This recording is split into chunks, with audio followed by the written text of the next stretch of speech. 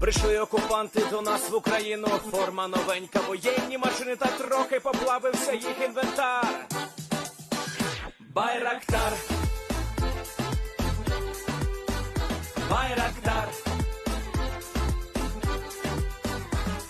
Російські танкісти сховались з кущі, щоб лаптем посьорбати довбані щі, та трохи у чах перегрівся навар. Байрактар,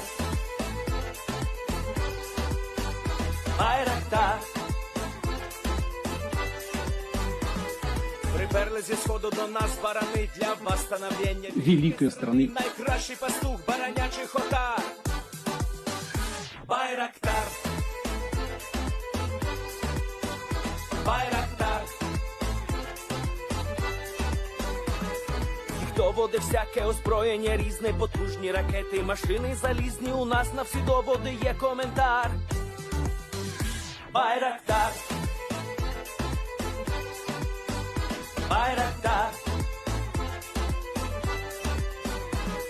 Вони захопити хотіли нас зразу, а ми зачаїли на орків образу з російських бандитів, робить примар.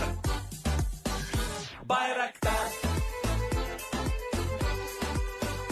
Байрактар. Російська поліція справи заводить, там вбивцю рашистів ніяк не знаходить, хто винен, що в нашому полі глухар. Байрактар, Байрактар. Веде пропаганду кремлівський урод, слова пропаганди ковтає народ, тепер нове слово знає цар.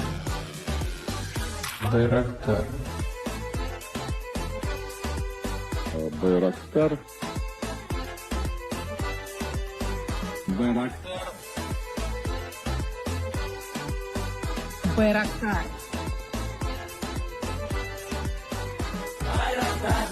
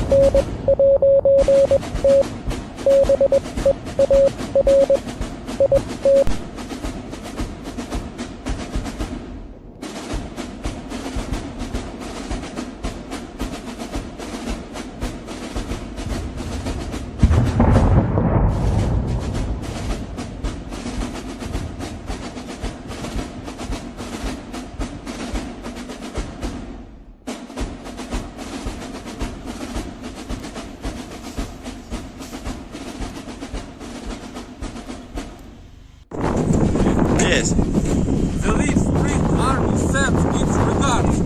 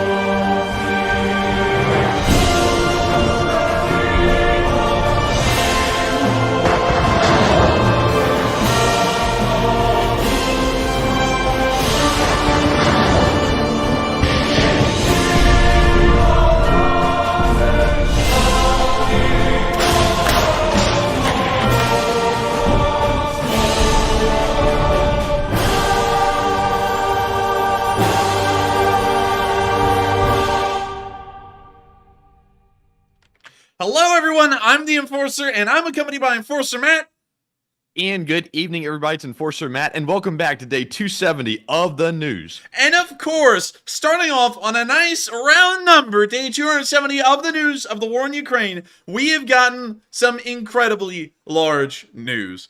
The assumption that we made yesterday that the Russians were retreating from the fields near Bakhmut were true, and the Russians have lost the major offensive around the towns of Bakhmut and Vuhledar, suffering the highest casualties of any battle in the war. Before we get to that news tonight, I want to let y'all know of a small little change that we've been making in light of everyone saying that they appreciated the high fidelity of the news we were delivering last night. That is something that we've been wanting to do for a while. We've been wanting to return to the form of delivering very highly detailed news of frontline activities and what's going on and what the Russian forces will most likely be doing. But due to the change, simply due to how well the Ukrainians have been doing over the past few months, we've slowly seen that we were able to cover that less and less. But tonight we're going to be making a little bit of a change in many major ways. One of the largest changes we're making to the stream is that not only are we going to be using my custom-made map that adjusts the front line based off of video and picture evidence, along with Google Maps, which we usually use to drop down in Street View and take a look at the towns as they are in Ukraine and around the rest of the world, we are going to also be throwing in the Deep State UA map. This map has been used by a... Really? We are, actually. This map has been used by a lot of people on YouTube to talk about the situation of the war going on in Ukraine, and as far as we know, based off of, I guess you could say reports on paper, this map shows the front lines as accurately as they can be. Not only that, but on this map, we can easily see the topography of the land that the Russians and the Ukrainians are fighting on, which will help us to get a lot more in depth in our analysis of what's going on out there. So hopefully y'all like this. If y'all do, and we're not going to be going off of this at the very start, it'll probably be at the end of a frontline segment. But if y'all do enjoy it, please let us know, because if so, this will start to become a regular part of each day's stream when we get to the frontline analysis. But with that, it's time for us to hop back to our old map, or the map that we'll continue to use, where we have all of our news. And starting off in the Bakhmut area, have the Russians lost it or what completely? The Russians have retreated from the fields of Bakhmut. We got a pretty good suggestion that this was happening yesterday due to the Ukrainians being the only ones active in the area, and they were also using drones alone. But today came the word that the Russians are actually ending the offensive. The offensives around Bakhmut and Vuhledar, although they're completely separate in their geography, one happening almost on the very end of Donetsk, in the southern end, one happening on the very northern end of Donetsk, they practically began and they have also ended on the exact same day. And so it appears that both of these offensives, at least in their big picture concept, were connected to each other. And while we didn't get a lot of news from the Vuhledar area today, we do know that that offensive has stopped, along with the one up in Bakhmut. But moving on up to Bakhmut, where the news is the thickest and the richest, I guess you could say, we can see that the Russians are certainly retiring from the field. Starting off with the Russians evacuating their wounded and sending up armored units to pretty much ensure that the Russian units retreat and withdraw from the field entirely, including the wounded. Here we can see this Russian tank firing off its machine gun into the tree lines, and this footage is heavily sped up. We can see some Russians have moved to the right side of the screen. Some kind of an explosion happened in the tree line. We're not really sure who caused that. We can see a Russian firing off their AK behind the tank. We can now see the tank withdrawing and now pushing forward again, and then withdrawing again, and then pushing forward again. We can now see like 20 times sped up footage.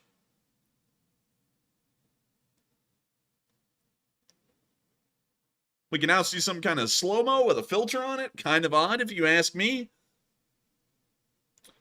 You now see the tank backing up a little bit more. And is it just me, or does it look like this is like a battle in World War I with how badly marred these fields are? It looks like an apocalypse out here. Yeah, it's wild how like all the fields are like torn up so badly like that. They're just shelling the hell out of them. Yeah, it's just insane. And I believe that is the Russian wounded. They've loaded them onto the back of the tank, and they're now backing up. One of the first times in the war, as a matter of fact, we've actually seen the Russians back the tank out of a fight with the front end facing forward and not the front end facing where they're going, which is a big change, at least for this tanker. When you see them still backing up, it appears that something is firing off the tank. Okay, so it was smoke grenades that fired off the tank. We can now see those exploding in front as they continue to back up.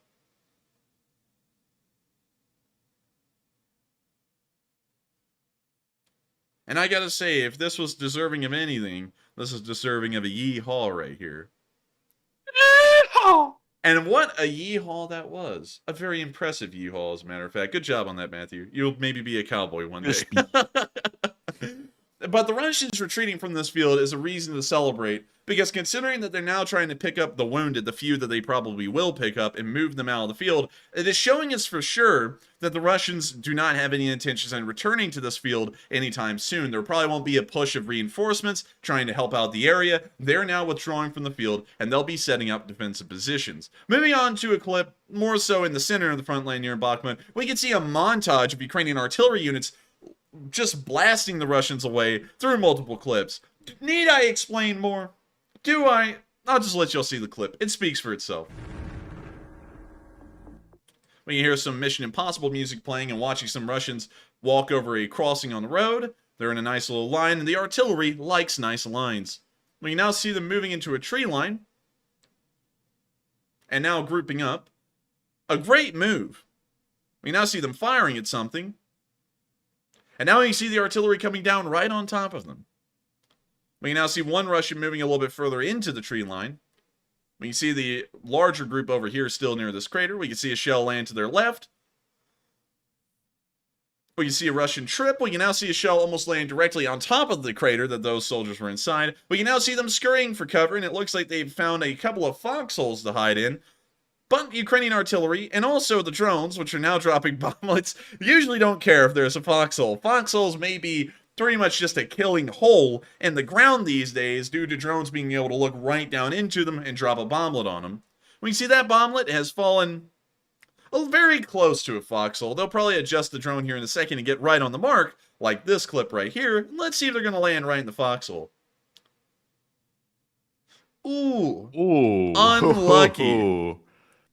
It looks serious question. How can the Russians even potentially defend against the drones? You really can't see them. You can barely hear them, especially on a battlefield. Like, how do you even defend them? It's very hard to defend against drones. At this point, there really is no counter for them. And we can see that that both sides, the Ukrainians got to it first, are trying to create anti-drone guns to bring them down before they can drop their bomblets. But right now, I guess you could say that this would be a lot like some poison gas in 1915 in World War I when no one had a gas mask yet. That's about what drones are at right now. There really is no counter for them rather than small arms fire, and small arms fire is usually so inaccurate that the drones can't be countered. And that's why we see this Ukrainian drone just flying around and looking at them like this, because there's really nothing the ground forces can do about it rather than just watch it. We can now see some Russians moving down the road, some artillery landing nearby, and they've now decided to set the stretcher down. And are they leaving them behind? Okay, so it's to be continued. We didn't get to see the second part, but I was very like, wait a minute, are they going to leave the wounded guy to die? And that would be typical of Russians, however. It's not really that shocking. But with that, it's now time for us to move on into the next clip from the Bakhmut area, where we can see that the Ukrainians have once again been dropping grenades on the Russians. This, once again, is credit to the 30th Mechanized Brigade, which did this great work in taking out this NSV machine gun. And so with that, here's the video. Now that's some music. Yeah, that's what I'm talking about. Baby. We can see them drop a grenade right by the machine gun. The grenade then explodes, and the machine gun is gone. The machine gun disappeared. Are you sure it got the ammo? Because I think the ammo just went flying through the air somewhere. It looked like it got it to me. You see him also get this machine gun as well. Actually, I think that may be a dud right there. Apparently it's a dud. They dropped an F1 that is now a dud, so it hasn't exploded. It's just sitting by the machine gun. But in the next clip, apparently it did blow up. We just didn't see it on film because they immediately went from the drone looking at the spot to now there's a small crater and everything's gone. So I guess that it got it. We didn't get to see it on film, however.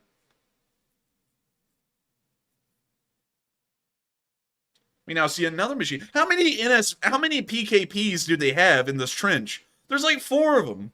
We now see him hitting a small dugout covered with a blue tarp. Very protective. I would have never guessed that was a dugout from a distance. And we can now see a small ammo cook-off happening right there.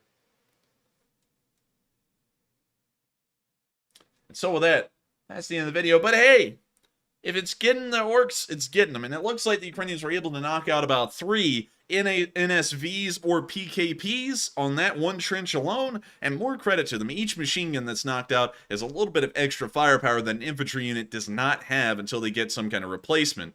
And so with that, we're now going to be moving into Bakhmut, and this is something that seems to be a very clear indicator that the Russians have withdrawn from the field, or well, in some instances, this is a clear indicator of the complete opposite. But we did see that Bakhmut suffered a massive, it was practically a World War I rolling barrage from what we could tell from a distance. And this is about the best sign that we have, showing that the Russians are retreating from the field. This artillery is meant to suppress Ukrainian forces and keep them down while Russian forces reorganize themselves during their retreat. And so here's the video.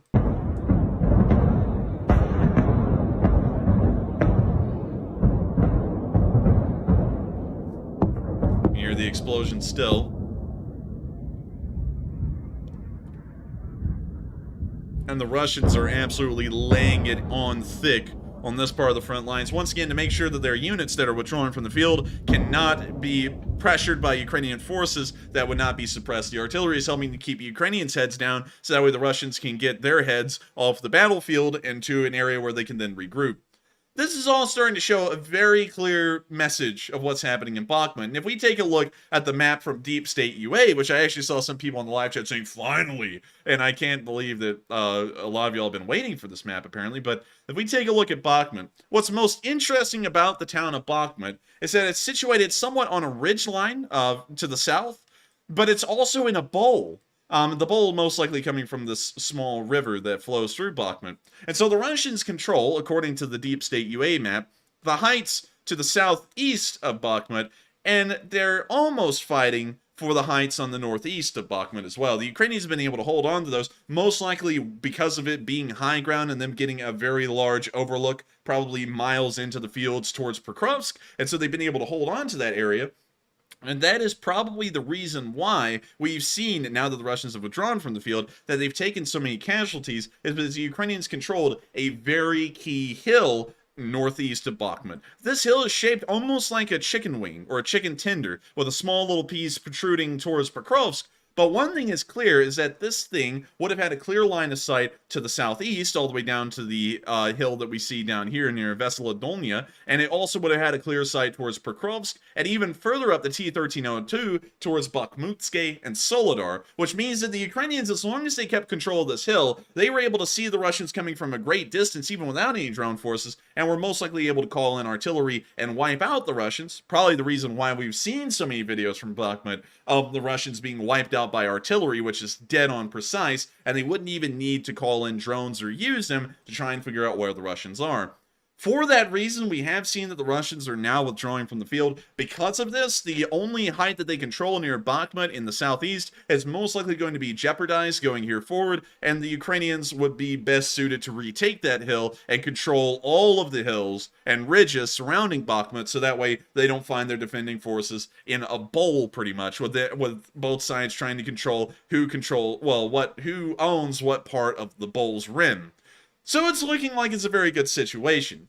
Moving on down to Vuhledar, because we did speak about that earlier, and we didn't really get to talk about it much, because there is no news to show from Vuhledar. This offensive also stopped as well today, from what we could tell. As far as we know, the Ukrainians and the Russians are still fighting for Pavlivka. Yahorivka has been a little bit of a stretch, because one thing that we have noticed on our video evidence on our front line is that while we don't have Yahorivka controlled by the Russians, we've also not gotten any more video or picture evidence from Yahorivka, which shows that Deep State UA may be accurate in that assumption, but once again, unless we get video or picture evidence of a frontline change, we cannot change it on our map, because it's entirely revolving around where we can visually confirm that the Russians and the Ukrainians are. And so for that reason, our front line hasn't changed, but we can see on Deep State UA, it has. However, the Ukrainians have been able to hold on to the strategically important town of Vuhledar, as it is on a very, very small hill. But what's very important about the south of Ukraine is that it's entirely flat. It may as well be like Kansas or Wyoming here in the United States. You can see for miles on perfectly flat ground because it's just that flat. And so the small hill in Vuhledar practically becomes a mountain in terms of how far you can see over the front lines, and you can control the highway from Vuhledar, and that would lead further into Ukraine and towards Velika Novosilka.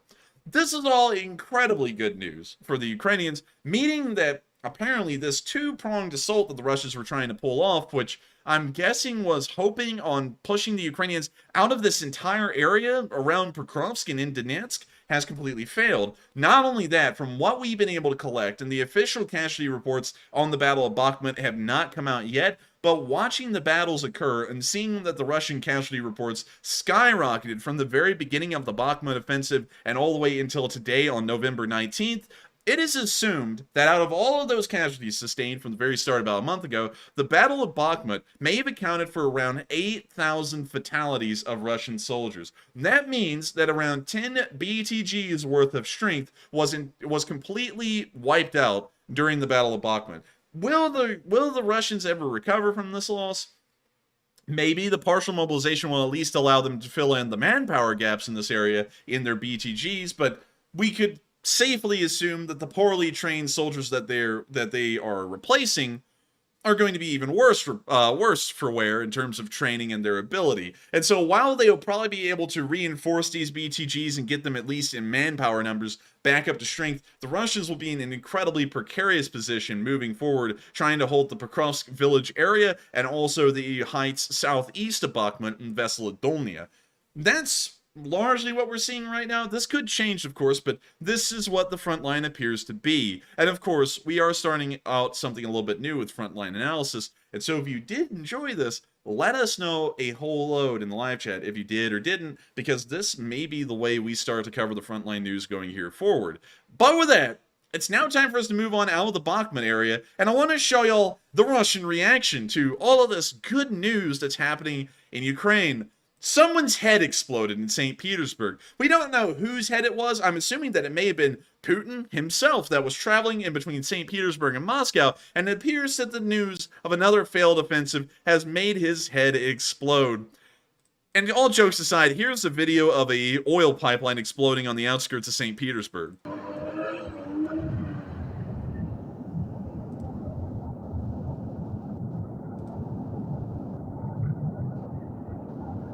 Quite the explosion.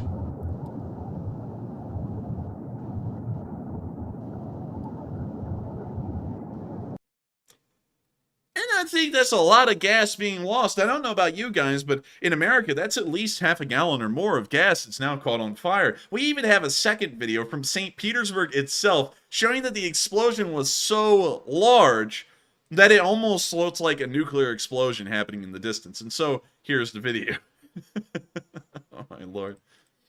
Imagine you're in St. Petersburg and you wake up and you're like, hey, the sun doesn't rise to the south, and you just see that giant fireball. Грохот был такой, что дрожат окна. И сейчас дрожат. Dang, that's some serious noise coming off that thing. It is. It almost sounds like the scientists' renditions of what the sun would sound like if we could hear it. And with this in mind, all jokes aside, it's not Putin's head that's exploded. It's the Nord Stream 1 pipeline. The Nord Stream 1 doesn't just travel under the Baltic Sea, it also travels over land in the vicinity of St. Petersburg. And what you're seeing out there is all of the gas inside of Nord Stream 1. As far as we know, I believe it's the only functional Nord Stream that is still around. Wait a minute, correction there. If I remember the news correctly a while ago, when we were reporting it, I believe the Nord Stream 2 was never completed, and it was the Nord Stream 1 that was struck by an unknown explosion that then destroyed the pipeline. So I'm not entirely sure if it was the Nord Stream 1. I'm sorry about that, everyone. It's my job to report the news, and for some reason, I can't really remember what happened to the Nord Stream pipelines. But one thing is for certain, that all the gas, even if the Nord Stream 1 was completely destroyed along with the Nord Stream 2, all the gas that's still inside of that system is now burning in an inferno outside of St. Petersburg. Will they be able to quell this? It's hard to say. They can probably cut out the gas to the pipeline and then try and solve the problem, or at least let it fizzle out, and then they would have fixed the situation. But it's safe to assume that thousands of barrels of natural gas will most likely be burning per hour out of that massive fissure in the pipeline, which equates to big economic losses for the Russians and a big economic win for us. I wonder if they're going to blame the Royal Navy this time for blowing up the Nord Stream again. Oh, yeah, of course. But seriously, though, Enforcer, who do you think hit it? It probably most likely was sabotage. Pipelines don't explode on their own. Leaks occur very often on pipelines. That's why pipelines are very controversial whenever a new one's being constructed or being diverted, is that an oil pipeline can leak a whole load before anyone finds out what's wrong with it. But the thing is that they usually do not explode like we've seen right here. And so we can generally assume that it was some kind of sabotage. We don't know who did it, though, and there's a million parties at play that could have done something like this. We have the Belarusian partisans, we have the Russian partisans who don't support the war. There are even Ukrainian partisans inside of Russia that are also committing acts of sabotage, although their frequency, from what we can tell, has become less and less. So we don't really know who it is, but there is a lot of suspects out there that could have done it. One thing I'm fairly certain of, though, is that it wasn't any kind of Western Special Forces, because you're not really going to see SEAL Team 6 in full gear wandering around St. Petersburg, Russia, and then out into the woods to blow up a pipeline. They would usually get caught before then, and I'm just kidding. I know that they wouldn't go in full gear. They would be in normal civilian clothes, but it's most likely some kind of a partisan group, because they acquire the least amount of suspicion whenever they travel around, and they can go places that most foreigners, even if they try and be a native Russian, at least in terms of how they act, it would still be very hard for them to get places without being spotted or noticed. And so I feel like it was separate. Here's a separate question for you: is the pipeline above ground or is it slightly below ground? The pipeline, as far as I know, is above ground. We might want to check on that, though. The Nord Stream above ground in Russia. I feel like it would be above ground because that's the cheapest way to maintain one. So let's see. On the Baltic, A picture of it. yeah, let's go look at images. So, see the Nord Stream going into the sea right there. So it is above ground at that point. But is it above ground at any other point? Is that the Nord Stream? Why does it look like an air duct in a house? I don't know. If that is the Nord Stream, I gotta be honest with y'all. I highly doubt that's the Nord Stream. That just looks so silly that I would really doubt if that really was the Nord Stream pipeline. Also, look at this rendition here. I like how in this artistic rendition of the Nord Stream pipeline, for some reason, they just painted Nord Stream 2 on the side of the pipeline for any wayfaring scuba divers who just happen to see it. Oh, look, it's the Nord Stream 2. That's got to be CGI because there's no way that's real. Well, yeah, it's CGI. It's an artist rendition. But I can't find any good pictures to show if it's overland or not.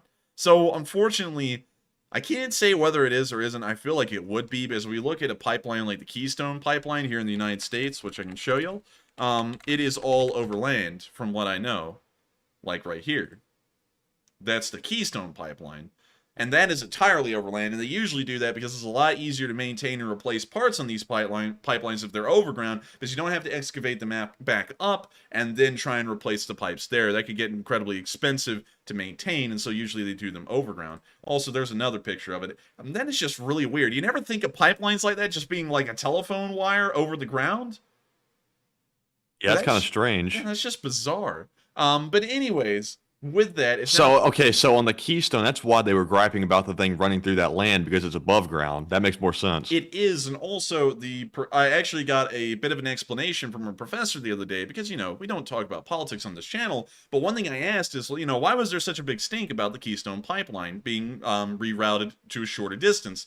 And the reason being is that if the Keystone Pipeline was built on this dotted blue line, the proposed route, it would have traveled over the Ogallala Aquifer, which is the largest aquifer in the United States, and if that oil pipeline had leaked into the ground over that aquifer, it would have contaminated all of the water that we use in the Midwest to irrigate our crops with, which would have posed a major issue because, it's not really good to water crops with water that's partly oil. It would kill them. So I was like, that was actually pretty interesting here. Also, it had a whole deal to do with reservations and stuff like that. But pipelines are incredibly interesting in terms of the logistics of them. It's very cheap to transport oil and anything else that's liquid through a pipeline than anything else. But going beyond that, a little interesting point. I actually didn't know that until I asked him that, and I was like, oh, well, I can kind of see the validity behind that. Anyways, moving on from that, because I know that will definitely get political here fast. But it's time for us to move on from the area of St. Petersburg and to move on through the rest of Russia. Because one thing that's always fun to hear, and I know y'all love it too, don't we all love a little bit of Russian propaganda? The Russians are talking about freezing Ukrainians to death, by the way. No. But let's watch this Russian propaganda and see what they're talking about today. I'm sure it's completely logical and grounded within the confines of reality. Наносим удары по Украине. Посмотрите, впечатляет. Видите, что происходит, да? То есть вся территория Украины под ударом. При этом мы бьем. А что новенького? Мы бьем не только по всяким подстанциям, там, ТЭЦ там, и так далее, и так далее. Мы начали бить еще и по газовой инфраструктуре, насколько я понимаю. Это уже очевидно, что это линия. Это линия, там понятно, к чему она может привести Украину. Удары возмездия, именно удары возмездия, именно вот такое проявление нашей ненависти. Oh boy, it's always great to start off the line with "It's our hatred, our holy hatred." Oh boy, Абсолютно святой ненависть. I'm sure all Americans are about to be called devils. All of the Europeans are about to be called devils, and then the Ukrainians are the Satanists, and we're all, you know, there's some kind of sick cycle. Они будут сидеть и без газа, и без света, и без всего. Потому что если киевский режим выбрал для себя путь военных преступников, они должны там и замерзнуть, и сгнить. В этом формате. Обычные люди должны сгнить и мерзнуть. Обычные люди должны выйти на улицы и наконец-то закончить это правление нацистского режима Зеленского. Такое состояние мы наблюдали, когда в концлагере. Now the Russians are saying that there's concentration camps in Ukraine. Wild. When did those pop up? I've never seen them. I've never seen anything like that. Well, I can't even say that. I can't even suggest that on YouTube, you know, about a certain so-and-so, you know, China. But anyways, it's very interesting to see they're now going down all of these weird rabbit holes again because they've lost. And of course, now the Russians have lost so badly so many times that they can't even try and pretend that it's a strike to try and win the war. Now it's just straight up retaliatory strikes, according to them. And they're willing to allow people to freeze inside of their homes to prove a point. Туда в газовые печи, ни восстания нет никакого. Казалось бы, все, надо восстание. Подавлены по большому счету. Но это синдром жертвы. Бунты где тогда, Владимир Николаевич? Не видим бунтов. Более того, говорят, что рейтинги этого товарища в маечке, если верить, по крайней мере, киевским опросам, во время военного конфликта не верьте никакой социологии. Я вас умоляю. Мы должны говорить, кто виновник этого, а не так все списывать на Россию. Россия вынуждена сегодня принимать меры, потому что вот эту недельку что-то происходит, что нет, говорит об одном. Какие-то попытки переговоров. Видите, there are some attempts of a negotiation. No, there isn't. When did that happen? That's never happened for like months on end at this point. Like, I have not seen anyone willing to reach the negotiating table. The last time I've seen it was Zelenskyy about a week and a half ago, and the points he laid out were so strong in their convictions to get the Ukrainians everything they wanted that it didn't really come to fruition at all. It fizzled out and died as soon as they said it. То есть вы склоняетесь к тому, что наши удары это все-таки принуждение к миру, да? Да, к переговорам. Ага. А вот результат. Oh, so apparently, Matthew, according to this guy, listen to this excellent logic. If we strike at the Ukrainian population and force them to suffer and freeze, then that's going to push the Ukrainians to the negotiating table because that is the lead up to peace. You know, that makes people really peaceful in their minds. That assumes the say that again. I think Ukrainians are weak, but the problem back very hard. So, what? Say that again. You just kind of like cut out. Like you started the sentence and it was like 10 seconds of silence, and then it all came to us like at 1,000,000 miles an hour. I said it's that damn Discord again. That things having connection issues. But I was saying that the Ukrainians aren't weak, so they're not going to just simply want to negotiate because they're being harmed. They're going to want to fight harder. Yeah, we've seen that throughout the entirety of the war. Yet the Russians once again think if you smack them over the head like a dog that's done a bad thing, they're just going to stop and just roll over. And that's not how it works. Переговоров может быть разным. А почему не ударили по Херсону, когда туда приезжал Зеленский и там бродил? Знаете, есть общее правило, и я, вероятно, думаю, надо адресовать высоким, так сказать, руководителям, где президент, это надо адресовать. Не, ну такие удары просто в тот самый момент, может быть, они дали бы тот... Wait, did this guy just try and explain that, oh, I mean, there's a protection around world leaders and presidents, you don't attack them directly? Well, what about all the assassination attempts? There's been like 20 of them. Like, or what? Yeah, and what happened to that hit squad that was running around Ukraine? Didn't they take them all out? Yeah, they killed them all. And now this guy is sitting here because this reporter guy, I guess the anchor, asked, well, why did we strike at Zelenskyy while I was in Kherson? And this guy said, well, there's rules and all, like the president is the president. It's like, that's not the case. That's why the Secret Service gather around, like, the president of the United States, because he's always a target. Everyone around the world's always trying to kill the president of the U.S., like the Russians are always trying to kill President Zelenskyy. So that doesn't even make any sense. Мы же понимаем, что такое решение не принимает сержант, да? А мы ведем разговор о том, что если бы такое решение было оформлено, что террористами надо не государство объявлять, а организации людей, вот Зеленский попадает по все признаки террориста. Also, I also like the indirect Ukrainian propaganda that they're feeding to the Russians on TV. Because look, over here, while this guy is talking his bullcrap, the usual diarrhea, you can see a massive crowd over here on the very end of the screen when they're panning the camera around. That is something you did not see when the Russians liberated Kherson. Надо не государство объявлять, а организации людей. Вот Зеленский попадает по все признаки террориста. Его, помните, сравнение с Аль-Каидой, Бен Ладеном, точно такая судьба. Вот народ должен подняться, народу страшно, понимаете? Кто пойдет? Действительно, где эти политики, которые считались пророссийскими? Вы знаете их фамилии, да? Так сказать, не всех же там, они где-то забились, да? Хорошо, может быть, не всех посадили, пусть найдут гражданское мужество какое-то, да? Так сказать, пусть выйдут на улицу. Кто бабушки? It's almost like this guy is trying to talk to the Russian people instead of the Ukrainians. He's like, they should rise up against the government. They're afraid. It's like, yeah, that's a great message to send to the Russians. Rise up against the government. Это все разговоры ни о чем, что вот сейчас народ поднимется, сметет эту клику, понимаете? Что они хотят нам предложить? Они хотят, судя по Милли, заморозку. В какой ситуации заморозка? Это верно. Что получается? Мы не освободили всю Донецкую область. Да. Мы контролируем только половину Запорожской и половину Херсонской. После этого начать вопль. О, Россия слабая и униженная. Она даже не может освободить 3 области. Ха-ха-ха. Да. То есть это такой What the hell? We're already saying that though. That's Yeah, already here. we've already said that, but I like this part. 3 области. Ха-ха-ха. Да.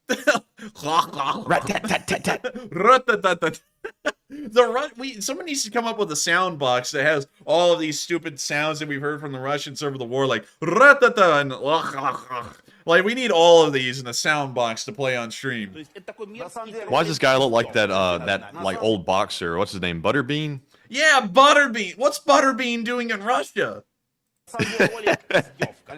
На самом деле ставка у них простая. Ставка элементарная, на самом деле. Они хотят взорвать ситуацию здесь внутри. Да. И они считают, что Да. время работает на них.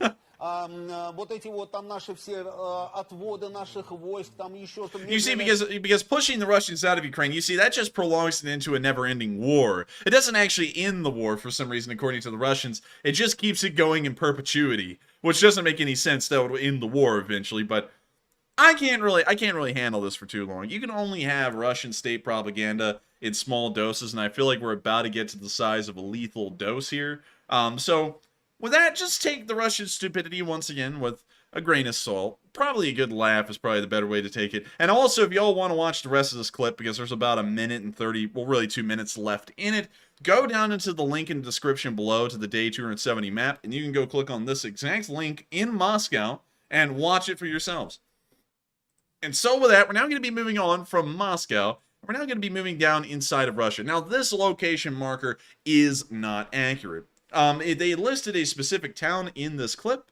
This actually was from Sky News as well. But we're going to show it on stream tonight because we are using it for news reporting purposes, so it does fall under the premise of fair use. And we're also not showing the entirety of their work, which also falls under Title 17 of the United States Code. So it all is perfectly fine. If we for some reason get copyrighted over this, I'm going to have to battle tooth and toenail that it's entirely within the premise of fair use, because it is, according to the law. And so with that, I'm going to be showing y'all an interesting clip on the people that Russia travels around the country, almost like a traveling circus, to keep the Russian public believing that they're winning the war.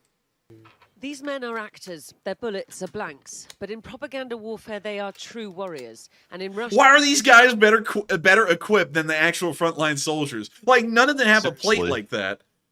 Like, that's like a modern Western plate. And the guys on the front line have, like, cardboard and crap inside of their plate carriers. Like, what is up with that? There is no doubt that they are winning. And look, they don't even use actual Ratnik camo. That's almost like an American camo pattern right there. Yeah, almost. This is a touring performance here in the town of Vladimir. The audience filled with young military cadets and men in uniforms. Oh yeah, they're in the military. Yeah, those are Russia's equivalent of JROTC cadets right there. Yeah, seriously. Immersive theater. Oh, look at that. Oh, hard rock music. Oh, look, they aim. Look, this guy. He aimed his VSS right in that woman's face. She's trying to like act like she's not fazed by it. Imagine this would be a very Russian thing. Imagine if the bullets weren't blanks and they accidentally loaded live ones right there and he pulled the trigger. Oh wow, that would be a great show. They're gonna pull a what's his name, that actor? They're gonna pull an Alec Baldwin up in this theater. Real quick, real quick, everyone, quick, get the tabloids around. We need to start spinning the stories that it was actually loaded with a blank, that somehow it had a deadly fragment inside of it or something. The West. What the hell? They even got a... What is this? They have fireworks going off underneath their feet? They're shooting the guns. What the... You're kidding. They're pulling a Ramzan Kadyrov on stage. Part theater, part film. Huh. Much of it shot on location in Donbass, on territory captured by the Russians. And it is a wild tale of biolabs, what the? of alleged This is nuts. This is nuts. This. I'm not gonna lie. This is top-notch entertainment. Like if they branded this as a comedy, I would watch it. Like this. Like how did they advertise this? It's like a comedy show or something. I think they marketed this as a patriotic show. But honestly, this is better than any of the. What was the name of that guy? Eddie Murphy, things like the Nutty Professor. This is even better than a Robin Williams stand-up routine. The blame on Russia, of heroic Russian special forces who saved the day against drug-addled Nazis, and of big bad Americans running the show. Oh, look! Spend some time. What the Oh hell? my God! Spend some time. He sounds drunk as hell. Это то, что мы видели своими глазами, это то, что мы прошли. То, что прошли мои друзья и товарищи. Это чисто... Yeah, standing on stage and firing off blanks out of an AK is what real Russian soldiers on the front line are going through. It is hardcore 100%. When the narrative is this compelling and this emotive, it's no wonder. It's so not many compelling. people I'm sorry, I have to disagree with a satanic ritual or something going on. Yeah, because they're trying to make the Ukrainians seem like Satanists and Nazis and everything. believe it. Synchronized clapping, that is always a sign of a dictatorship in progress right there. If you go to North Korea, the crowds always clap in unison. It's a very telltale sign, people. Документальные кадры, снятые в Донецкой республике. Потому что одно дело смотреть это на экране смартфона, и другое на большом экране, когда звук и... Is that an iPhone? Oh my God, she's got the Satan's tablet right in her hand! Someone throw her in prison! Участникам этих событий. Сегодня слова святого князя Александра Невского были. За у кого правда, с теми Бог. Поэтому с нами Бог. И это действительно... And this guy is out of breath just trying to talk. Someone just said, LOL, huge crowd. I gotta say, this man is the crowd. If anything's huge, he's the crowd. Vladimir is an ancient city named after Vladimir the Great, the Grand Prince of Kiev, who united Kiev and Rus and converted it to Christianity. Do you think Vladimir Putin will ever be as great as this Vladimir? No. Будет, конечно. Да, однозначно. Like your life depends on it. Yeah. As unfortunate but necessary, sold as a chance to regroup to a people used to groupthink. It's been 9 months now since Vladimir Putin launched his invasion, and in that time, people's attitudes, if anything, seem to have hardened. There seems to be an ever-deepening conviction, reinforced almost by the latest setbacks, that this loss of territory, loss of life, must be for a reason. Владимир Владимирович Путин. Мы семьи мобилизованных солдат Владимирской области. The endless online petitions to Vladimir Putin, this one by families from the Vladimir region, demand better kit and training for their men. They even got them laminated. They won't speak to Western media, and it's hard to find many who will. For them, we are still the enemy, and they are still patriots. And so behind these walls, the next tranche of men prepare for the front line. Sweatshop. Belief in their cause. It wasn't just me, Matthew. Does this look like the typical sweatshop that, like, kids working in, like, Indonesia to make Nike products? Like, that looks like the exact building right there.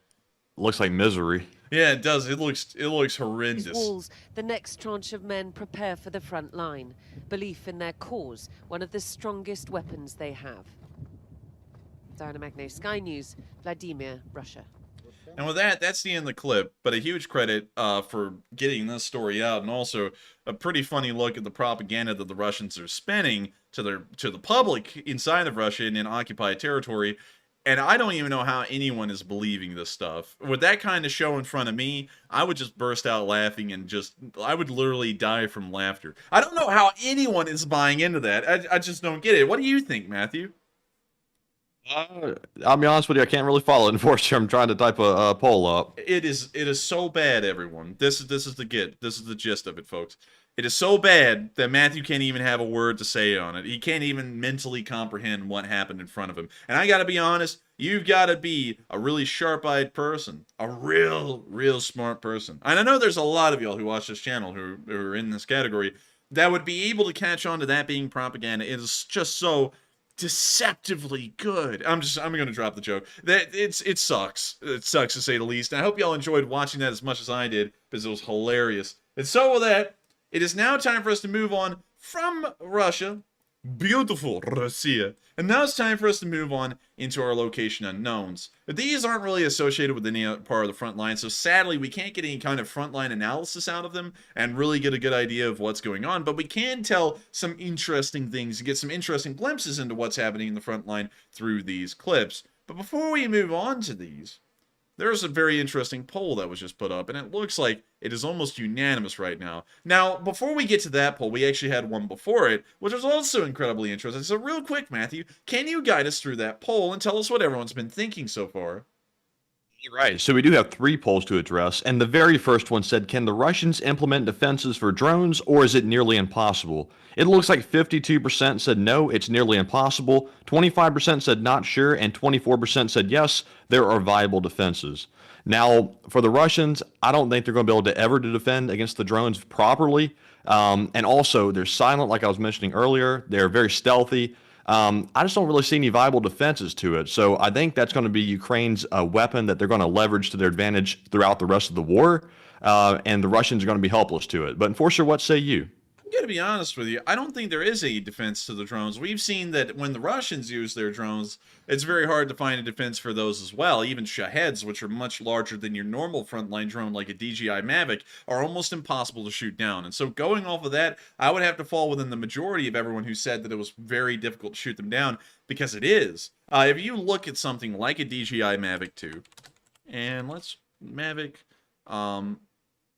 2 Pro. We'll put down the Mavic 2 Pro. And let's try and get some dimensions on this thing, see how big it is. And we actually have one, so we do know how big it is, but it is 214 millimeters by 91 by 84. That's its length by width by height. It is incredibly small. It's tiny. Well, actually unfolded, it's a little bit bigger. 322 by 242 by 84. So if we translate that from centimeters into inches, so for my American viewers, and also for myself, because while I like to think that I'm smart enough to do those translations inside my head, unfortunately, I'm not. So we can see that the drone, wait a minute, hang on, 126 inches wide. Oh, I'm sorry, that's in millimeters, not centimeters. Let me change that real quick. I was like, there's no way. So the drone is about a foot wide. So imagine a foot wide target sitting at around, I'd say 100 yards up in the air. It's gray. The sky is also gray. You can't hear it, and you're supposed to shoot that thing down. That is practically impossible. And the Russians also use the exact same drones as well. They also use the DJI Mavic 2s, and so it's practically impossible to shoot any of them down, whether it be a Russian one or a Ukrainian one. And so unless if you have an anti-drone gun and you see it and you actually aim that gun at the drone, pull the trigger, and it disconnects from its operator and forces itself to land, there really is no defense at the moment for these small frontline drones. there is hardly even a defense for Shaheds as well, or any other drone of that size. And that's also why the Bayraktars have been doing incredibly well as well, although we don't get a lot of videos of that anymore. But with that, I hope that addresses that poll fairly well, and with that, we are on into the next one. All right, and the next poll said, do you like the combination of frontline analysis using deep state UA and also our custom map? It looks like 76% said yes, it is much more effective, 18% said not sure, and 6% said no, I prefer the old analysis.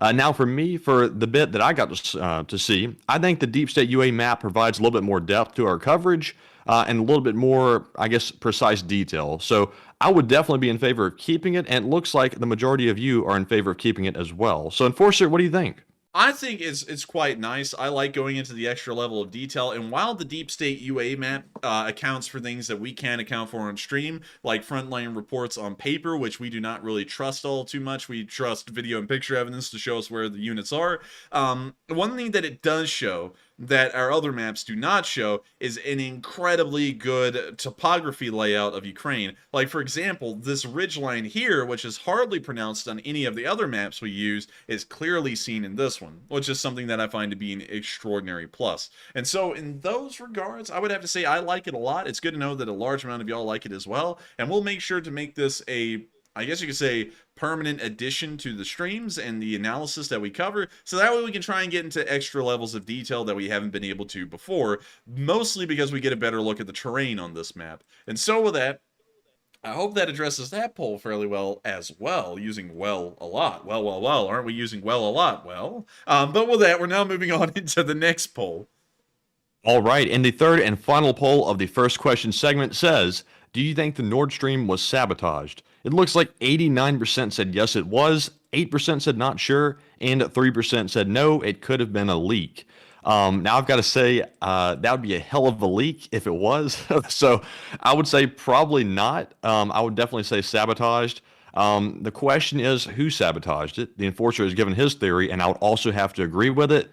But it could have been anyone. So Enforcer, what say you? It was certainly sabotaged. There's no question about it. It's good to know that it's a unanimous decision as well, because I don't really feel like it requires a lot of explanation. It's not normal for pipelines to explode. Pipelines don't have, and I'll show you all a picture of the Keystone pipeline again, because it's a lot easier to look at than, say, the Nord Stream pipelines.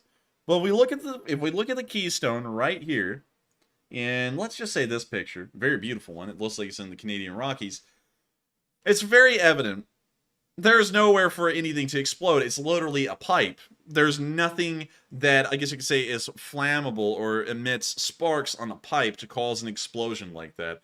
And so, by that instance, I would definitely have to say it's sabotage. I have no idea who it would be. I think anyone's got a good guess on that one right now. It could have been Belarusian partisans. It could have been Russian partisans of the resistance. It could have been the Ukrainian resistance. And I mean, like, even on the far fringe, and I feel like this is a very far stretch, it could even be Western powers, spies or saboteurs that are inside of Russia doing this, although I feel like that is highly unlikely. I feel like it's most likely a homegrown, domesticated effort to do things like that. So I would have to, of course, agree with everyone. The 89% of y'all who voted on that, it is most certainly sabotage.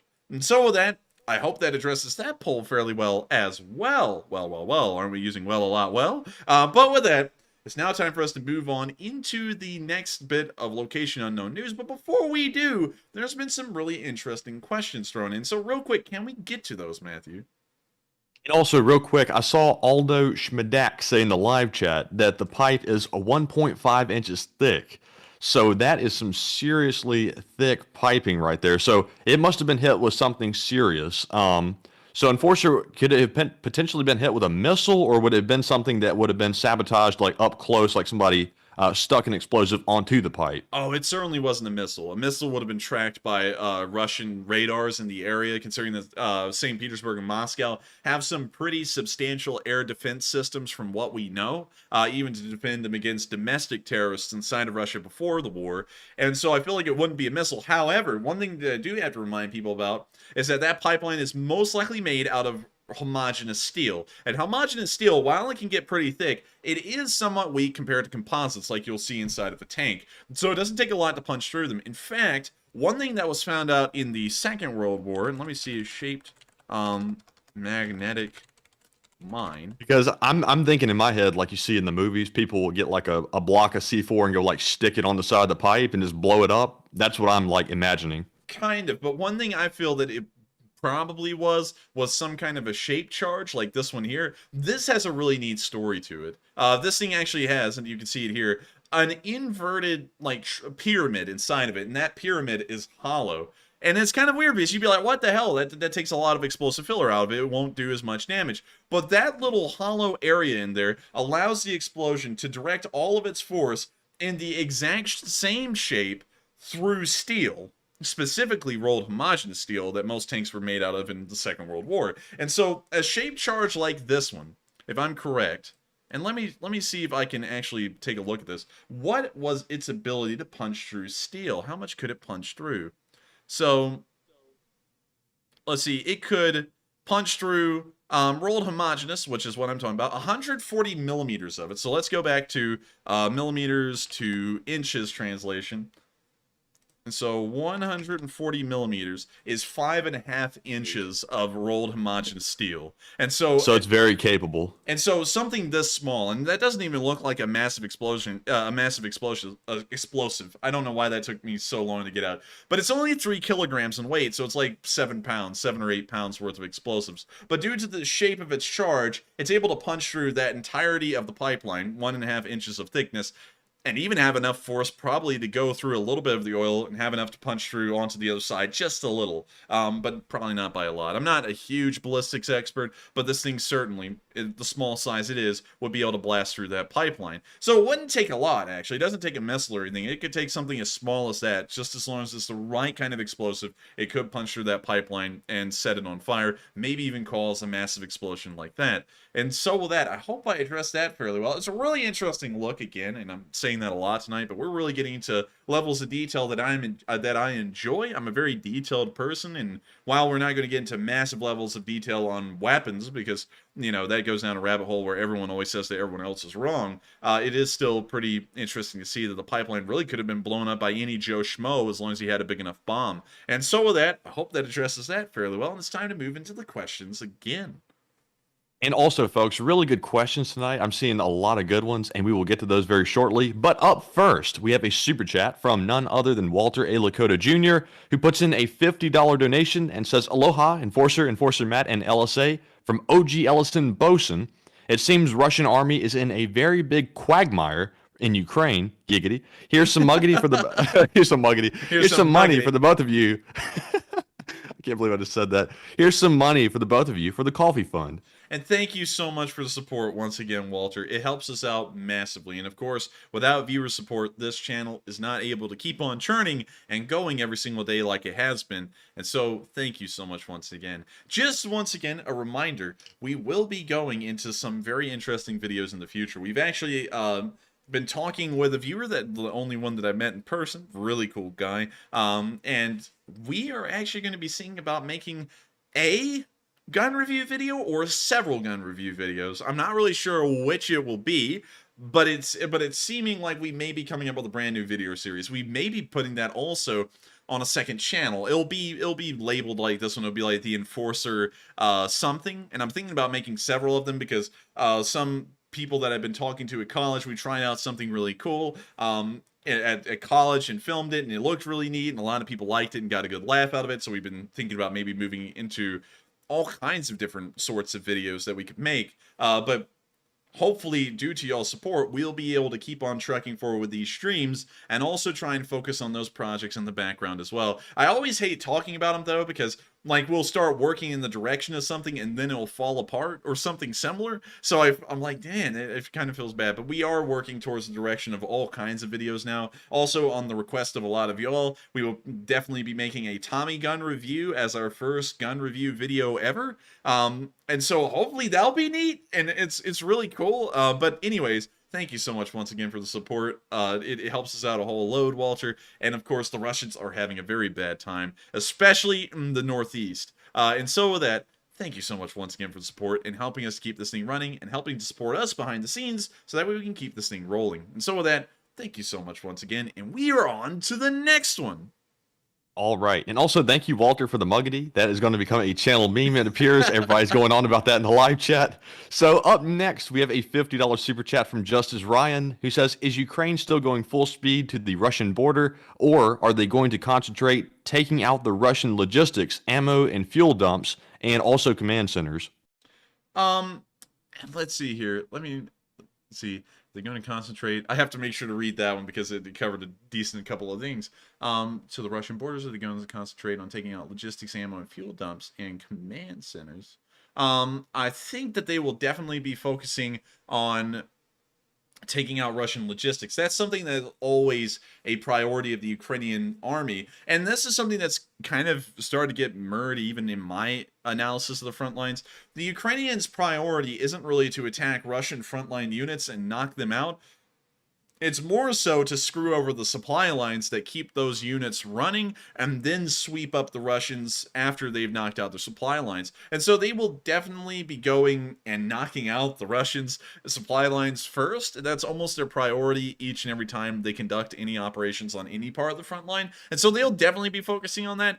Ammo and fuel dumps are pretty much just directly connected to the supply line, so I'd agree with that as well. And command centers are important, but they're not that important. While it is the brain power of the military and tells them what to do and where to go, we've seen that the brain power of Russian command centers has been incredibly small. If it's to be compared with anything, I would say that a Russian command center has about the exact same power, brain power wise, as a mosquito. So I wouldn't really expect them to be top priorities. Yeah, I mean, like, and it's very generous to say they even have the intelligence of a mosquito. Potato may be more appropriate, considering that they drink a lot of vodka, and that's where vodka comes from. But giggity, but anyways, I want to muggity. That's what I was trying to think about. But I would say that they're probably going to be targeting command centers. It's not going to be their priority. However, knocking out the supply lines would be a lot better, because while the Russians' command centers may be intact and may attempt to tell these units to go places and do things, these units will not have the gas, the ammunition, or the ability to go anywhere or do anything at all. And so with that, I thank you so much once again for the support, Justice Ryan. It helps this channel to keep on running, and without large support like that, it's very hard for us to keep this thing running. And so thank you so much once again for the support while I stutter through my statement. And with that, it's time to get to the last question of the segment and then move on into the location unknown, starting off with a very interesting camouflaged Ukrainian BMP. Right, so to call out our final super chats, actually two of them for the final one, we have a $30 super chat from Gary Robbins and a $20 super chat from Why Does It? So thank you both, Gary and Why Does It, for that support. I definitely know Gary is a channel legend. He's been around forever. Why Does It, I think, might be new. And if you are, welcome to the Leaf Spring Army, and we do appreciate that support. And Enforcer, what say you? Well, why aren't you reading out his name, Matthew? Why Does It? Why Does It? I think the short version is better. well, Matthew, I gotta say, Matthew, I mean, you're saying why does it? You're asking me a question, but you're not even telling me his name. Like, what's this guy's name? Why don't you say it?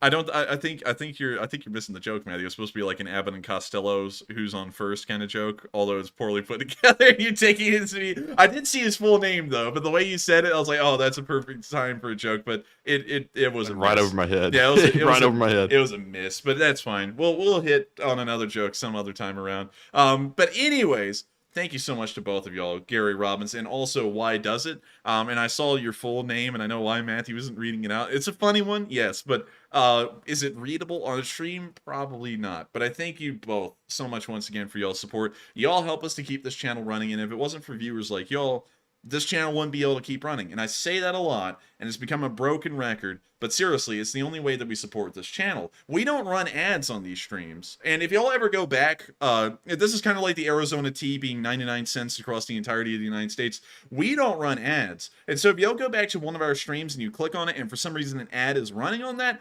either YouTube is running ads without our consent, and they're getting all of the AdSense revenue from it, or we've been copyrighted on that stream for some clip that was shown somewhere, and the copyright holder, although sometimes it's not even a true copyright hold, they're running ads and they're making all the AdSense revenue off of our videos. So we don't make anything off of ads.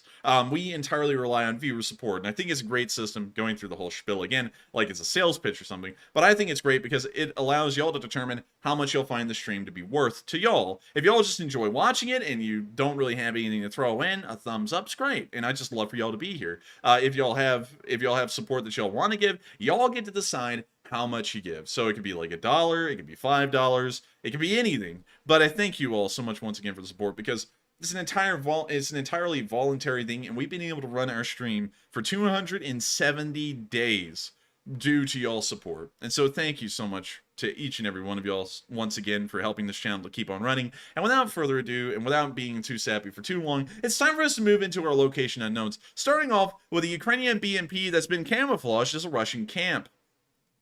Now tell me, Matthew, if you looked at this video, where is the BMP? It's right there in the center. Oh, I thought I could see it pretty clearly. Well, it's covered in trash at least. We see it fire. It's got that really coilless gun, so it makes that little high pitch, like whining noise at the end. But with that, that's the end of the video, and it's good to see that the Ukrainians are picking up on the Russian strategies and tactics. They sit there and look at these trash heaps and they're like, wow, can we use these to our advantage? I mean, they're just absolute filth. And now they're covering their own armored personnel carriers in trash. And I gotta say, that's probably a great camouflage from the air. A Russian drone would probably fly over that and not even see it. They would just be like, oh, rest in peace, my brothers, you know, who died in the trash heap that is camp number 1176 that now has a BMP. And then by that point, it's on the move and they can't get it. And so with that, that's the end of that video, but once again, a really interesting look at the Ukrainians taking advantage of the Russians' filth. And moving on into the next bit, we can see that the Ukrainians were holding the line in this video in some kind of a firefight. We have no idea where, although it is recent. And so, here's the video.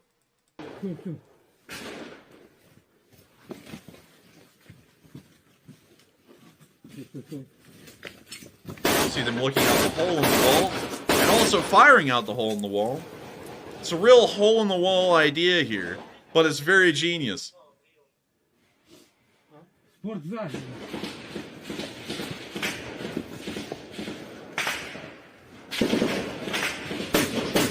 fire's picking up outside, they're still firing out of the hole.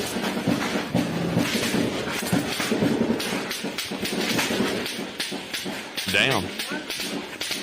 The fire's coming in thick and heavy, but you now see him replacing the magazine on his AK. Or reloading, it's a better term.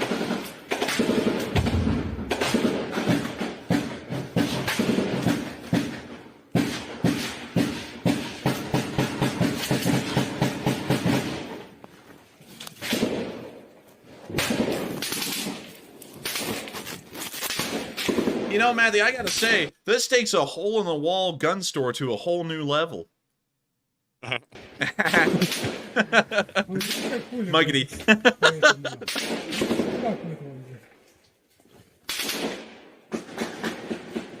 When you see debris falling off the building above them, probably because it's taking fire. I'd be paranoid about the roof collapsing or the ceiling. I'm sure that's crossed their mind every once in a while. But, you know, at that point, the whole roof would be coming down on them, so I think they'd have more concerns than that. And we see them firing again.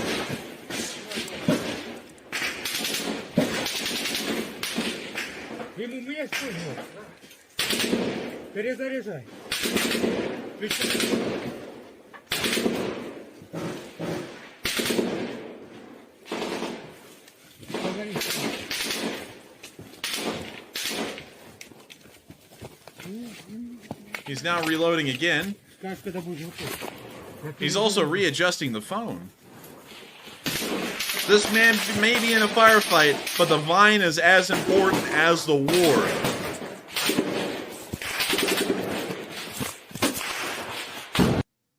And with that, that's the end of the video. Right when he repositioned his phone, the video ends. But a very interesting look at some Ukrainian soldiers holding the line in what appears to be the basement of a house. I gotta say, it was a real hole-in-the-wall idea to use a basement. And I think that if we were to go down any rabbit holes here, we would probably just end up in the basement. But still, it's a very interesting video to see, and it's good to know that Ukrainian soldiers are holding the line, even in some of the weirdest places. I'm sure that these soldiers, maybe some of them joined before the war to leave their mother's basement, and now they're fighting from it. And I say that while we're doing the stream from our mother's basement. So anyways, with that, that's the end of the video, and it's pretty nice to see that the Ukrainians are still holding the line. And with that, we're now moving on into the next bit of Location Unknown news, where we can see that Russian hesitation came with a very steep price. Very steep. Well, the steep price was that our stream was copyrighted due to copyright music. That was a dubstep, like usual. We can now see the ghetto bomb being dropped. And one thing that I have seen that's interesting is that it seems that the Ukrainians are starting to use ghetto bombs of their own, but they also give them at least a little bit of a frou-frou. They put a blue and yellow ribbon on them to let the Russians know that it was the Ukrainians that got them instead of their own people. But we can see the bomblet dropping there. Dang. It explodes right beside them, throwing the leaves off the trees, which have already started to fall. It's autumn. I think some of them might have moved out of the way in time. A couple of them did. And it's autumn, and the leaves are falling, and the Russians are too, to the ground to never get up again. And so with that, that's the end of the video, and it's nice to know that autumn has arrived, and along with the leaves falling, the nuts are also falling from their foxholes as well. Moving on into the next clip, we can see the Ukrainians unboxing a brand new, fresh 82mm mortar. You're very hard-pressed to find these things at your local grocery store, but somehow the Ukrainians have gotten themselves a Holton one. Of course, dubstep's playing. It sounds like some kind of a primitive technology video where, you know, they're digging out the water park in the forest or whatever. But when you see them unpacking the 82mm, and it looks fresh. It even came in the paper bag and everything. It's like Christmas. And so with that, that's the end of that video, but a very nice little look at a pretty nice 82mm infantry mortar. I mean, it can't get nicer than that. The paint's fresh, the barrel's fresh. I mean, the barrel on a mortar doesn't matter, it's a smooth bore, but still, it's really cool to see that they got one. And so with that, we're now moving on into the next clip of Location Unknown News, where we can see that a Ukrainian drone was chasing some Russian paratroopers. Well, actually, I'm sorry, correction. That's another video in the Location Unknowns. We're about to see a Ukrainian soldier charge some Russian paratroopers. You see him pull out his knife, and it looks like he's charging them right out there. And he's going for him. And those Russian paratroopers appear to be... Oh, man. Oh, man. I just saw what he was running after. Yeah, and those Russian paratroopers appear to be about as blind and fat and happy as a pig. And so that's the end of that video. Pretty nice to see that Ukrainians are still cracking jokes. Against the bequest of some of our viewers who say that war is no laughing matter, it appears that the Ukrainian soldiers disagree with your comments. Moving on to the next bit of Location Unknown News, we can also see that the Ukrainians have Scooby-Doo vans, but it looks like they're using them as medical vehicles. And this guy is going to have the suspension replaced on this one. You'll see what I mean, Matthew. Watch this video intently. Dang. Oh my. Like, if this guy... Raggy. Raggy? That's Yoda. Like, what am I even doing? Anyways, if this guy was your ambulance driver, I would feel safer being left than being in that ambulance. I mean, look at that thing go. If you're in the back of that ambulance, the hospital is getting you shaken, not stirred. You are going to be rattled back there. Seriously, that thing looks so top heavy, it could literally go over at any moment. You know what it kind of looks like? It looks like those church vans that they use all over in the South that always roll over and everyone gets severe brain damage. It looks almost like the exact same kind of top heaviness. Yeah, you know, even at that though, this thing is like totally unbalanced. Like it's like wobbling all over the place, and it's a pretty flat road. It's really not like angled that much. Yeah. Oh my God, look at that. You can tell it's almost out of control. That man is in there fighting for his life to keep control of that thing. Now, could you imagine if Tony was driving that? Oh, dude, he would have flipped it at least 5 times by now. Driving, dude, he wouldn't have even like left the original place that they were at. He wouldn't have left the destination. He would have crashed it as soon as he put the gas on. Like, yes. Like Zoink Scoop. It would have been crashing. Like the people in the back would have been like, Zoink Scoop, I think we're going to die. And then the thing just tips over. But with that, That's the end video. You gotta give credit to this Ukrainian driver. While he's driving like the goofiest van that's ever been made in existence, and it doesn't look like it's doing well on this road, he is fighting for his life to keep that thing on there, and that deserves a whole load of praise. And so with that, we're now going to be moving on to the next clip of news, the location unknown news, where we can see the Russian losses for today. If it couldn't have been any better.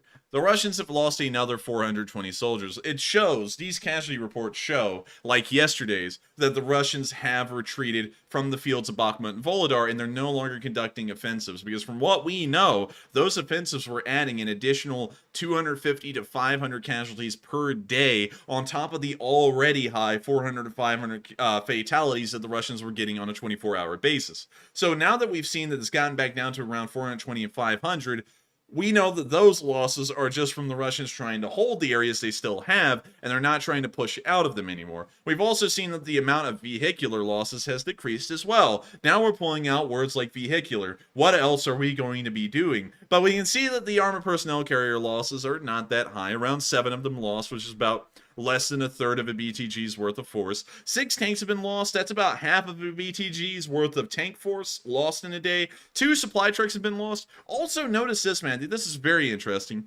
Notice that after the Ukrainians surpassed 4,000 supply trucks destroyed, the number destroyed per day has started to drop off a lot. And I think that is a very good indicator and sign that the Russians are running out of supply vehicles, and because of that, the Ukrainians are running out of supply vehicles to target and destroy, and that's why those numbers are starting to slowly dwindle as the months go by.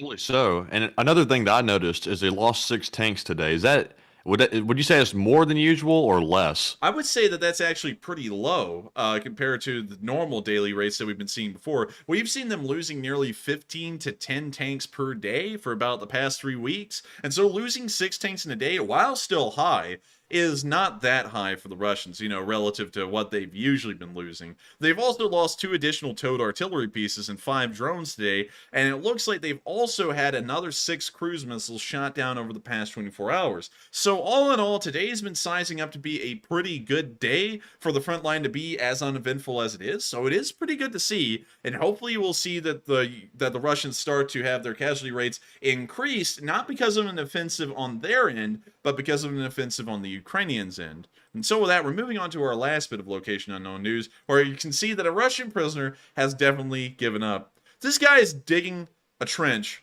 or something else, and he was asked by this Ukrainian officer, who is the strongest army in the world? And this guy said, Ukraine. So you can just hear how baffled this officer is to see that this guy has already given up. So here's the video, and y'all might not be able to understand what they're saying, but you can just hear the tone of their voice and hear how much disbelief this Ukrainian officer is in. Ваша армия российская — это вторая армия мира? Вторая. Вторая. Первая Украина. Первая Украина, блядь. Ты красавчик просто.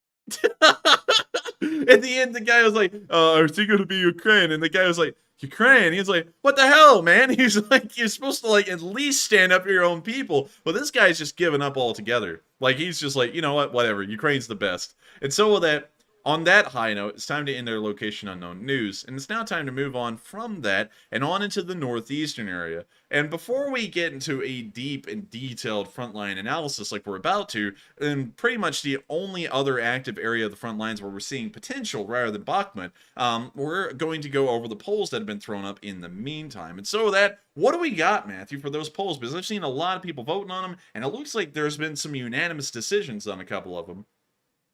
Right. So we have only had one poll up. Yes, one poll since the last time we did them. So this most recent one says, who do you think sabotaged the Nord Stream pipeline? It looks like 66% said Russians, partisans, etc.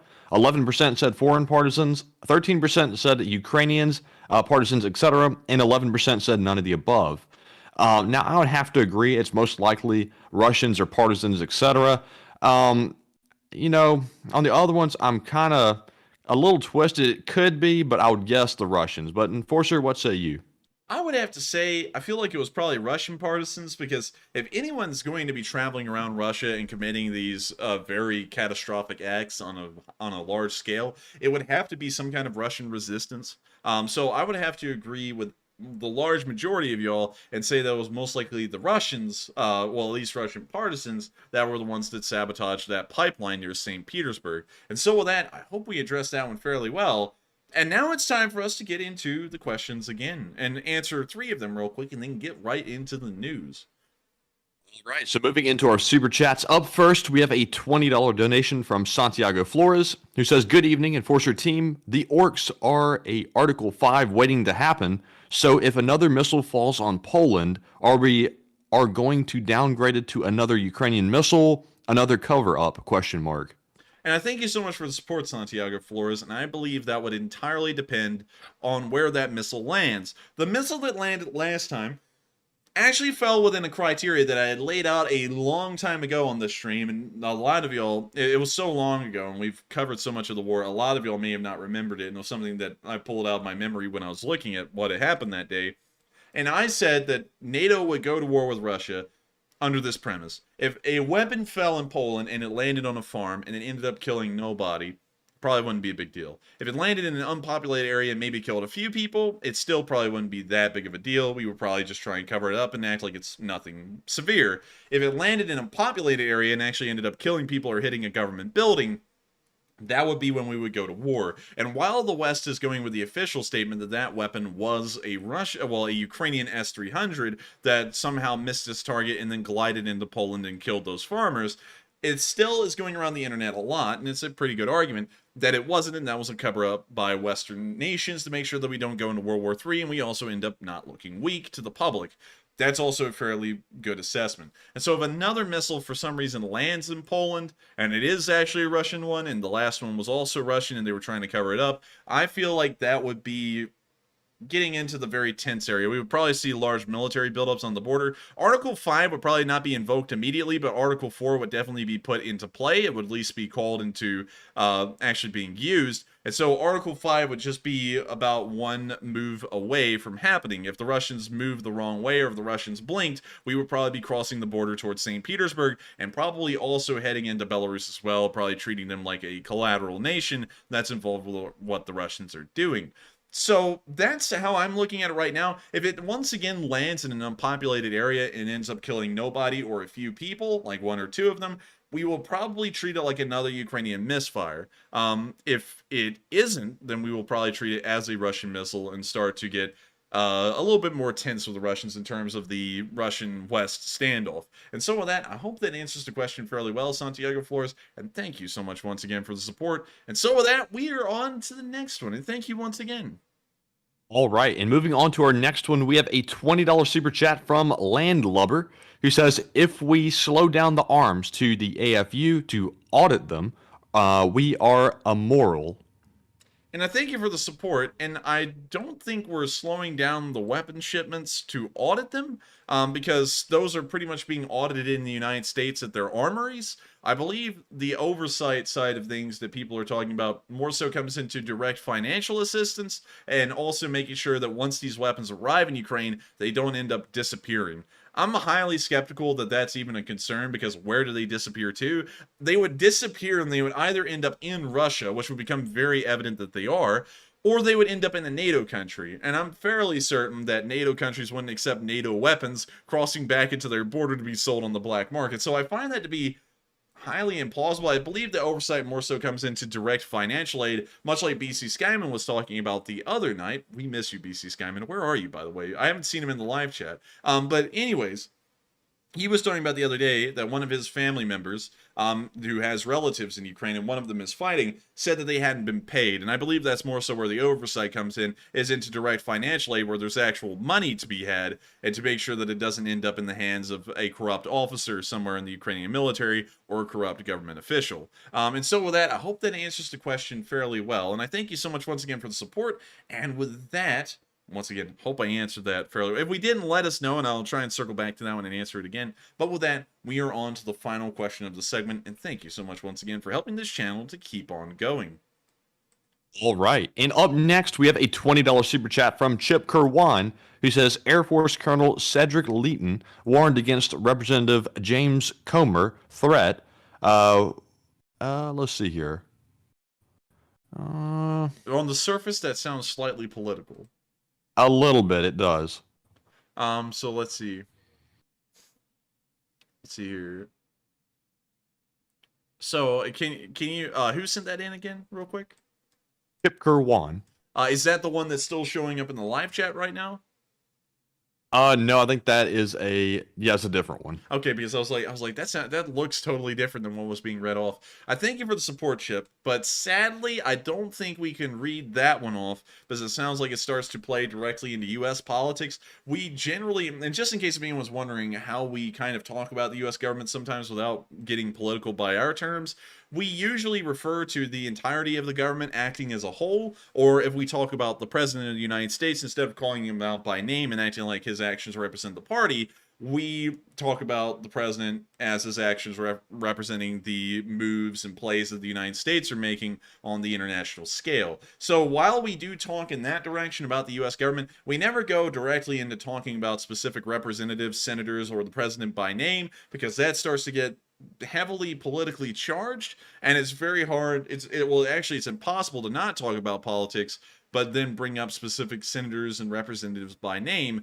and then talk about what they're doing and what their policies are. So unfortunately, I don't think we can cover that one on stream, but I do thank you for the support, Chip. And while we can't cover that super chat, your support does mean a lot to us and helps this channel to keep running. But I hope you do understand that due to the political nature of it, we can't really read that out on stream and answer it without breaking our no politics rule. And so with that, I thank you so much once again for the support. That wraps up our question segment, and now it's time for us to move on into the Northeast, where we're seeing a decent amount of activity picking up again. Starting up near the town of Nizhnya, and let me see if I get this, Nizhnya Duvanka, we saw some Russians running from a drone.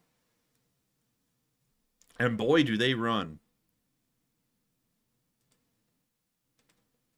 We see them creeping around a line right here. We can also hear the Benny Hill music playing. They are going. Now they're turning around and running back the other way.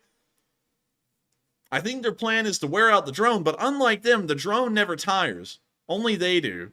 We now see them all splitting up and going in different directions. Oh, Lord. It's kind of funny because they run like... They run like a video game character with how their legs move. You know, it doesn't even look like they're running naturally.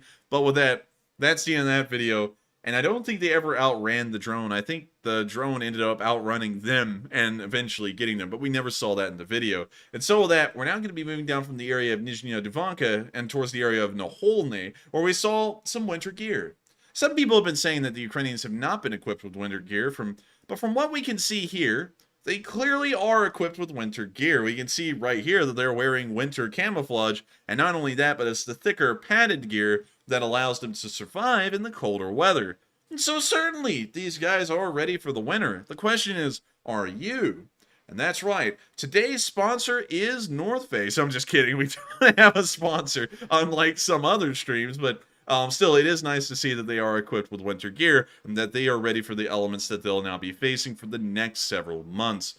Moving a little bit further south and near the area of Svatove itself, we also saw the Russians had made a very clever dugout. This time, not out of an ammunition box, but out of an old tire. They're getting into cartel levels of disguise. We can see them lifting up the center of the tire. And down below is an entire Russian hideout. It's, of course, filled with trash. It doesn't look nice at all. Looks like a sewer pipe. It kind of does. It looks like what El Chapo would escape through in his house. A secret stump, too. Yeah, secret stump.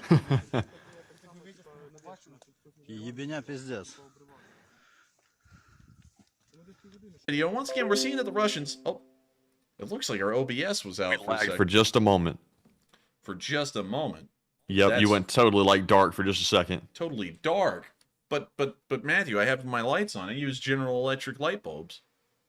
By the way, guys, fun fact. Did y'all know that General Electric actually made the GAU 8 gun in the A10? Wait, who did? General Electric. You can see right here, the General Electric GAU 8 Avenger. So not only is your washing machine General Electric equipment, but the GAU 8 Avenger also is as well. While the washing machine, well, I guess that while the washing machine helps remove stains, I guess that the Gao 8 Avenger helps to create stains. But anyways, getting beyond I think that, GE's made a little bit of everything at this point. They're the most like diversified American company like in the United States. GE is a pretty cool company. And if we pull up General Electric, let's take a look at their wide array of products. So, looks like they got a jet engine. A healthcare too. They even got healthcare. You know, wouldn't that be funny if there was a, you know, like a shot out there that you got from General Electric? That'd be hilarious. Let's see, about us. Well, how about y'all's products, huh? Like, never going to tell us about that. So it looks like they're showing us some turbofans, jet engines, mostly jet engines.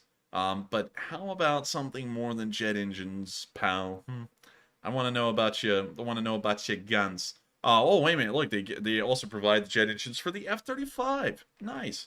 We were looking at those the other day. But anyways, we're about to go down a massive rabbit hole here looking at General Electric. Anyways, with that, it's now time to move on behind Svatove and check out the Russians hitting a Ukrainian drone, because this is about the biggest thing that they have to talk about in the area. And now they've changed the location from the Svatove area to the Kryvyi Rih direction.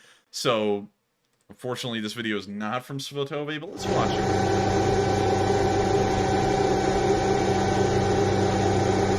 You can see the drone up there in the sky.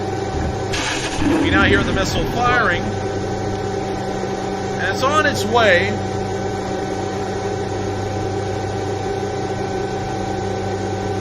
And look at that, it took out the drone. That is the best thing that the Russians have done all week. And it looks like they won't be doing anything better. But that has nothing to do with the Svatove area, now that we see that they've updated the marker. Moving on down south of Svatove and into the area of Milovodka, we did see that a Russian tank was destroyed in a controlled explosion.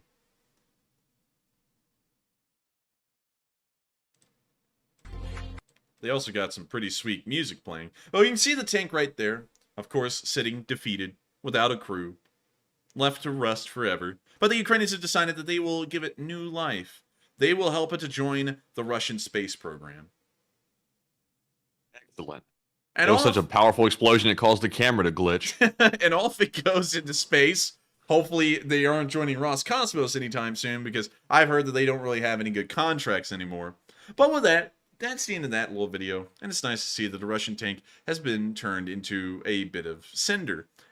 So we're now going to be moving on, and a little bit further south from Svatove, and into the area of Makivka, where we saw some Ukrainians marching in the snow. And I'm sure this is fun. It looks fun. Oh, it must be fun. Note that they're all wearing padded winter gear. And this is something real quick, because I believe we actually had someone throw in a question or a super chat yesterday, and they were asking, how do you know that they have winter gear? Because from what my information says, they don't have any. We always base what we know on the front lines off of video and picture evidence, not reports, because reports can be fabricated easily, and if they don't have any pictures or videos to back up what they're saying, then it's probably not true at all. And we can see here that this entire unit is equipped with winter gear, hoodies, balaclavas, thicker jackets, the whole kit. And so they are set for the winter. Also, this guy's got a whole actual Arctic camo pattern. And he's, oh yeah, that's pretty cool. And I like it. And he's swaggering around like, look at that walk. Like he's pimping.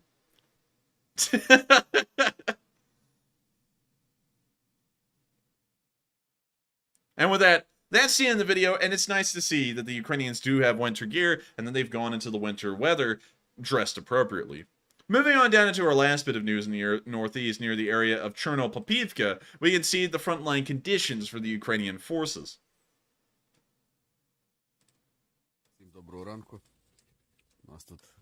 And we can see that the ground is covered with snow. The logistics for both sides will become a little bit difficult to pull off from here forward. But Ukrainian logistics are always so well off that they have a whole kitchen here. Literally a whole kitchen, like it's some kind of house. And they're cooking up sausage, eggs, and onions.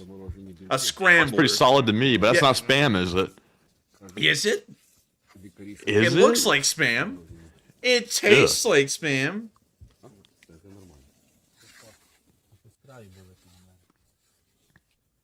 But yeah, look at this, and I hope that if y'all see anyone trying to make the argument that Ukrainian supply lines are not good, keep in mind that these guys are not eating freeze-dried eggs. They're fresh eggs from a carton. They're also eating up some pretty good sausage, and from what we can tell, onions that were cut up on the spot. And to get all of that kind of food and that quality of food to the front lines, it requires that your logistics has to be impeccable. And so we do know that all for this one video alone, Ukrainian units are backed up by an incredibly efficient and a very well-off supply line that will probably be able to power through winter without any difficulties whatsoever. And now it's time for the segment that all of y'all have been waiting for. It's time for us to go to the Deep State UA map and explain what we see going on here. And so from what we can tell, the front lines are remaining stagnant. The Ukrainians are, of course, destroying Russian equipment as usual, inflicting a decent amount of casualties, but there's not really a lot going on here. From what we can tell, the Russians are really going to be fighting tooth and nail in this area because they get pushed back towards Svatove. Notice that there is a massive, what appears to be pretty much a fault line all the way running north to south along the river. I don't know what the name of this river is. It is the Krasna River. And so directly west of the Krasna River is this massive ridge. It's a fault line that goes all the way from the north to the south and down towards Crimea. And so it is quite imposing. And if the Ukrainians actually pushed the Russians back to where they were pushed over this fault line and to the other side, the Ukrainians would have the high ground across the entirety of the front line from the Russian border all the way down to Crimea. It would put them in an incredibly advantageous position to command the battles happening for the next few miles, pretty much until they pushed off of that ridge. It's a great position for the Ukrainians, and it's also a terrible fact for the Russians. And I gotta be honest with y'all, looking at this now with the topography being incredibly easy to see, this is a very risky situation for the Russians. If they got pushed back just a couple of more miles and into Svatove, they may have well already lost Svatove because the Ukrainians will be firing down into the city, while the Russians will be pretty much down there in a small pile, begging that they don't get hit by the next artillery shell or the next stray bullet. And so, with that, seeing a lot of progress, seeing a lot of hope here for the Ukrainians if they get the forward momentum to really take the initiative and command the entire northeastern area, which will probably help them to take on the most important part of the Russian front lines in the northeast. But before we get into too much detail there, it is looking pretty decent for the Ukrainians, not any activity right now. But if we could assume what's going to be happening in this area, the Ukrainians will probably be pushing the Russians back because there's so much potential to be had. And so with that, we're now going to be moving on from this area of the front lines, and we're now going to be moving down into the area of Verkno-Kamyanka and Seversk, where we saw some Ukrainian artillery operating in the snow. In the nice flurry of snow. Because snow isn't actually pronounced snow like it's spelled, it's pronounced with an SH. Snow. I like the Christmas music. Nice. I love it. You see it picking up the camera and showing us this little 2S3, which is now fired. And oh, isn't it nice to be in a winter wonderland? I bet you it's hell on earth to be in that kind of cold and snow. But with that, oh, you know it. But with that, that's the end of the video, and we can see, as our final little bit of news in the area, the Ukrainians are still popping off a couple of rounds of the Russians, making sure to let them know that winter has arrived, and with it, the suffering will be coming.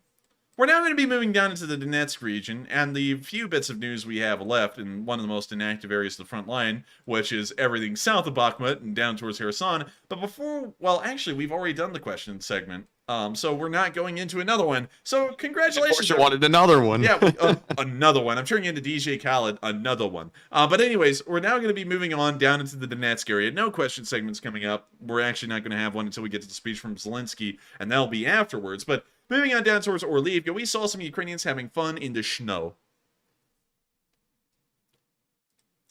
This looks like that kind of crappy snow we would have in Alabama whenever we have it. It's like too thin to really mean anything.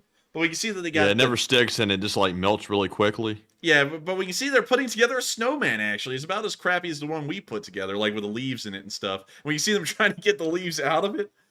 We've actually built a snowman just like this one. The snow quality's not that good. You now see them carving up the face. That sounded very wrong out of context. If someone wasn't really looking at the screen right then, they would have been like, what the hell are they doing? They would have thought it was a Russian prisoner and they were carving the face of the Russian prisoner. But anyways, see them still playing around with the snowman a little bit more. When you see Mr. Blue Jacket coming up and making some fine adjustments to the face. Get some fun adjustments to the face in the same context. He's popping out the eyes. Oh my god, that looks... Oh, Oh, yikes. I don't know about that. You know, this, And that look that guy's giving, too, with the snowman next to him is a little bit strange. Oh, God. This is the stuff of nightmares. I think this is a sleep paralysis snowman right here with these teeth and that hair. I mean, if these guys haven't gotten nightmares from what they've been going through in this war, I think this thing will give them nightmares. This thing is just horrendous. It's scary as hell. And everyone in the live chat's like, ew, that thing is creepy. They're like an orc man. And I think it is an orc man. Ew. And we see this guy in his eyes. You can already see the look of disappointment. He's like, man, this thing looks like crap. We now see them on a sled? They're on a sled? I need to join the Ukrainian army. I've never been on a sled in the snow being drawn by horses. White horses, too. White horses in the white snow. They even have camouflaged horses. That lets you know when they won. And so with that's the end of the video, and I wish I was out there now, because it looked like it sucked a little bit when they were just marching through the snow, but now it looks like fun. But with that's the end of this news, and it's now time for us to move on to the next part of the front line near Pisky, where we saw some HIMARS firing at the Russians. And so let's watch them rip. Hey, Matthew, could you, pull my finger? What?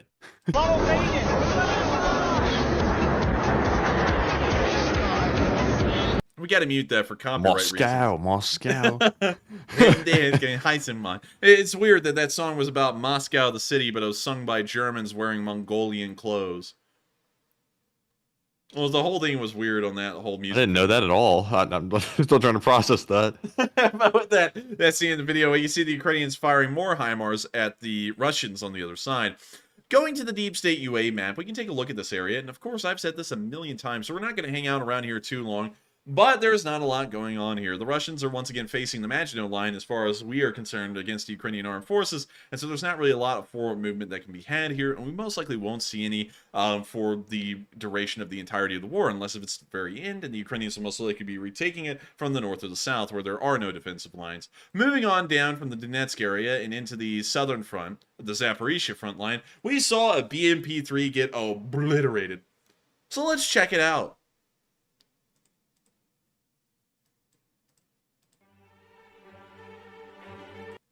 We're hearing some very good classical music playing, and we're now seeing the Russians being the recipient of the smooth jazz.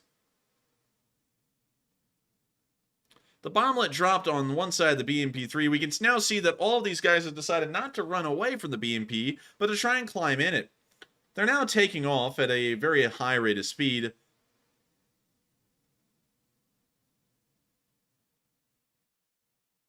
And they're gone. And now I see this drone almost fling a bomblet down onto the Russians. It didn't land on them, but it did throw mud at them.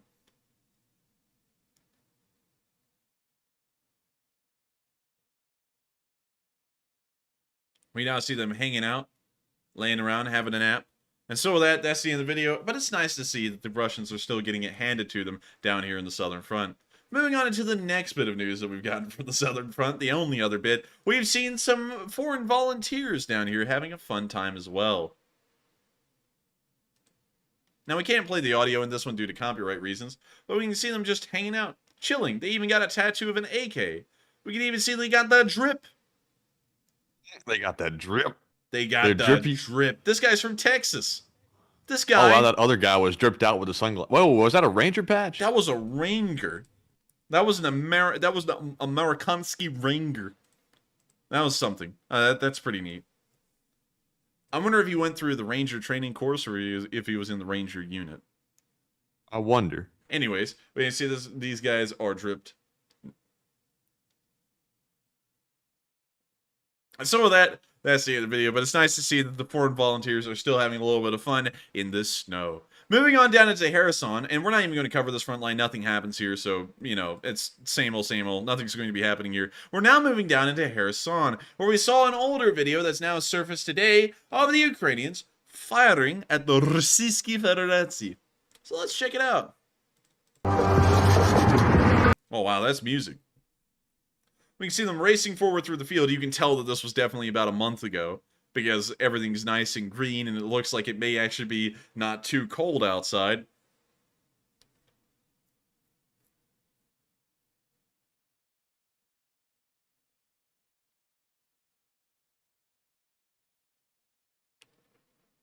We now see the BMP-2 firing.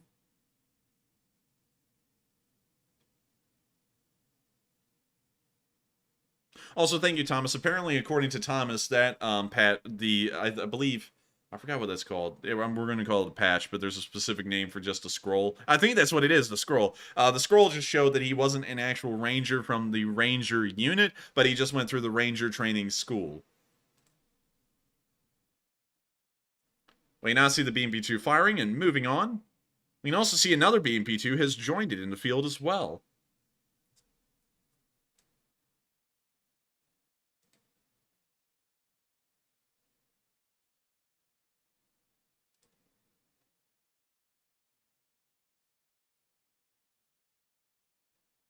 Also, Matthew, I like how we had that bot Wexkull in here giving that old argument, you know, oh, you know, all that money could have solved the housing crisis, you know. Yeah, sure, it could have. That's just a sneaky way to get around by saying don't support the Ukrainians. You know, like every time you spend money on anything, you can always go, oh, that money could have been used to solve homelessness. I haven't seen homelessness get fixed in the entirety of human history. How come no amount of money has actually fixed it? Get back with me when you get an answer for that.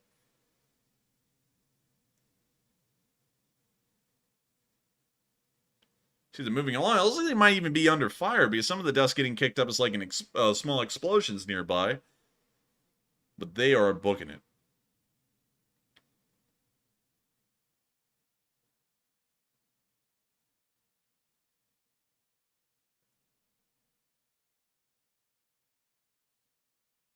And so with that, that's the end of the video. But once again, a pretty neat look at how the Ukrainians were operating and fighting like way back a month ago in the Kherson area. Moving on down into Kherson City, this is a video that brought me a lot of joy. Y'all know I'm a big railroad geek. You know, that's kind of my thing. I think that rail transport is a great thing. I really like it. And, you know, I really like the heyday of American rail transport. Anyways, we're going down a rabbit hole here. What is cool today is that in Kherson, for the first time since the beginning of the war, a train going from Kyiv to Kherson has arrived. And you can actually buy a ticket and board that train and ride it all the way to Kyiv. And so here's the video of the first train ever entering Kherson City, ever since the very start of the war. And so here's the video.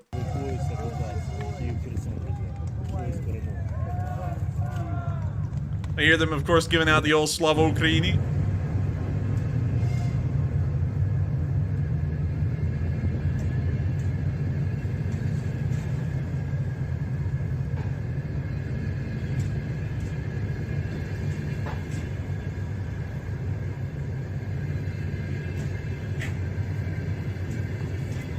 I think the Ukrainians pulled every single well-painted rail car in the country into one train because this is about the most artistic-looking train that I've ever seen. Each rail car is totally different. It's pretty good, solid paint work too. Yeah, it is. I wonder how much that actually costs to have painted up like that. I mean, like, it's even better than some of the paint work that we saw in Britain when we were well, you never rode the train. You were in the car. Bet you were. Yeah, I missed out on that. Just in case y'all didn't know, this is something cool. Because my mom and me took the train from Bath to London, we actually ended up getting to see the Queen just 6 feet away from us because she rode by in her motorcade just right by us when we were walking past Buckingham Palace. So I actually got to see the Queen, which was really cool. But anyways, getting beyond that, the train is incredibly nice, and it's good to know that they finally arrived back in Kherson because that shows that they've been connected to the rest of Ukraine again. And so with that, it's now time for us to move on from this little bit of news, and it's time for us to talk about the situation in Kherson. So real quick, to flip over to this map, and we're going to get into some really deep analysis here. River, big, wide river, means no crossing. Means frontline stable, means units move elsewhere. More fights up here. And probably more fights down here. Probably not here, though. And so with that, I hope y'all enjoyed that Frontline analysis. There's not really a lot to add there. The river. So real quick. So the Russians are still just sitting across the river. Are they regrouping or are they still retreating? It appears that the Russians have regrouped along with the Ukrainians on both sides of the river, and that's now going to become a solidified border in between the two for the rest of the war. And so if the Ukrainians want to retake this ground, they're going to have to go overland through Bakhmut and Melitopol instead of over the river, because they're probably going to take so many casualties that it would negate the purpose of crossing. To make it more efficient, it would become far less efficient just because of the amount of casualties, and also be very difficult to maintain a supply line trying to cross that river, considering that it would almost always be under barrage during the earlier parts of that operational phase. And so getting past all of that techno nerdy jargon that pretty much says the Ukrainians won't be moving out of that area, and the Russians have now created a pretty decent defensive line on the other side. Not in the swamp, however. This is a little bit misleading to say. There's a big swamp in the Kherson area. You can see it here in this green. And they're not right on the other side of the river. They're about here in Zelenskyy and the places where there's actually solid ground. But really neither side ventures into the marshes and the swamps because it's pretty much inhospitable to get in and live in or even fight in. And so with that, I hope we address that. So once more, I remember folks saying that they were worried that it was a trap, the Russians retreating from Kherson.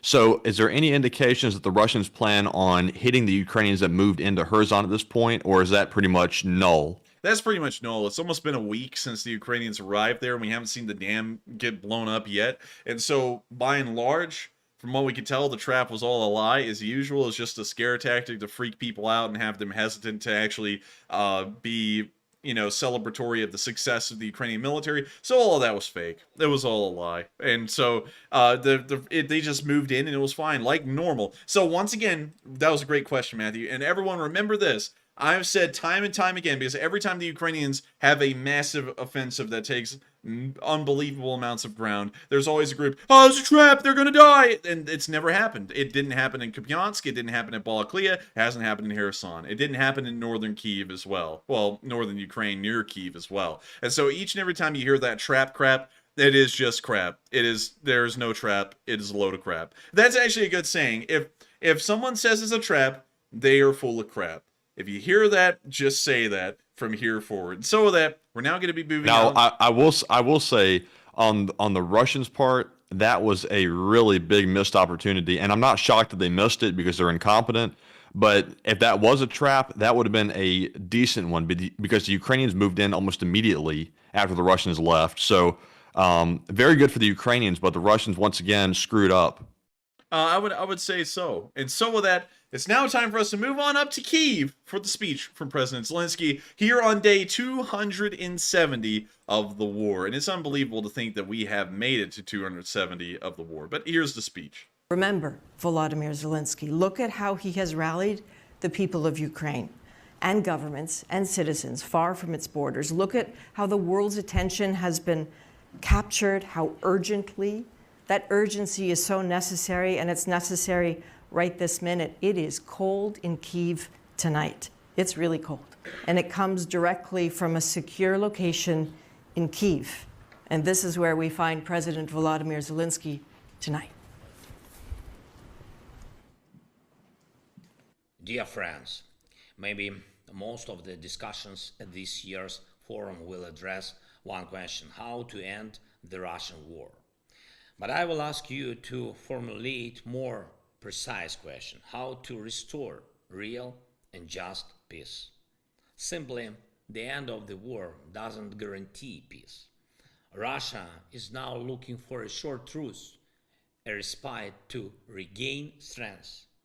Someone may call this the war's end, but such a respite will only worsen the situation. Any voiced ideas of our land's concessions or of our sovereignty cannot be called peace. Immoral compromises will lead to new blood. A truly real, long-lasting and honest peace can only be the result of the complete demolition of Russian aggression. There are 10 items in the Ukrainian peace formula. These are challenges which should be overcome for the sake of security of Ukraine, Europe, and the world. This is peace formula for the world. Ukraine proposed precisely such a peace formula. I presented it to the UN General Assembly and the G20 summit. And I'm asking you to help us implement this formula. This is the only way to the real peace. First item is radiation and nuclear safety. The second one is food security. The third is energy security. The fourth is the release of all war prisoners and deportees. The fifth is the implementation of the UN Charter and the restoration of our territorial integrity and world order. The sixth is the pull out of Russian troops and the end of hostilities. The seventh is the restoration of justice, namely the tribunal of those guilty of aggression crime and damages compensation. The eighth is countering ecocide. Ninth are the security guarantees for Ukraine to prevent escalation. And the 10th is the confirmation of the war's end. What is the goal of such approach? We emphasize on all of the elements of Russian aggression and offer our partners to demolish all aspects of aggression together with us in order to provide security. That is something where each of our partners can show their leadership. We have already succeeded in some things. For example, we extended the grain export initiative and offer a new humanitarian initiative, grain from Ukraine, to enhance of food security.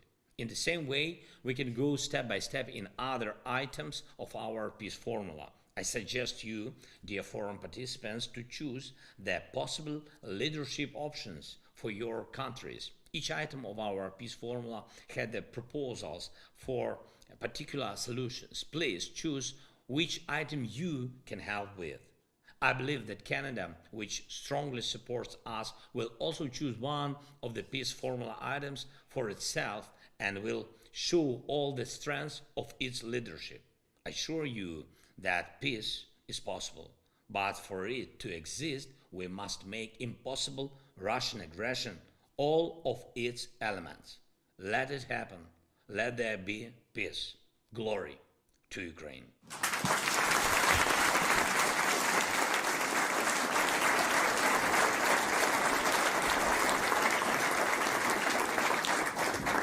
And that was the speech from President Volodymyr Zelenskyy on day 270 in the news. And Slava,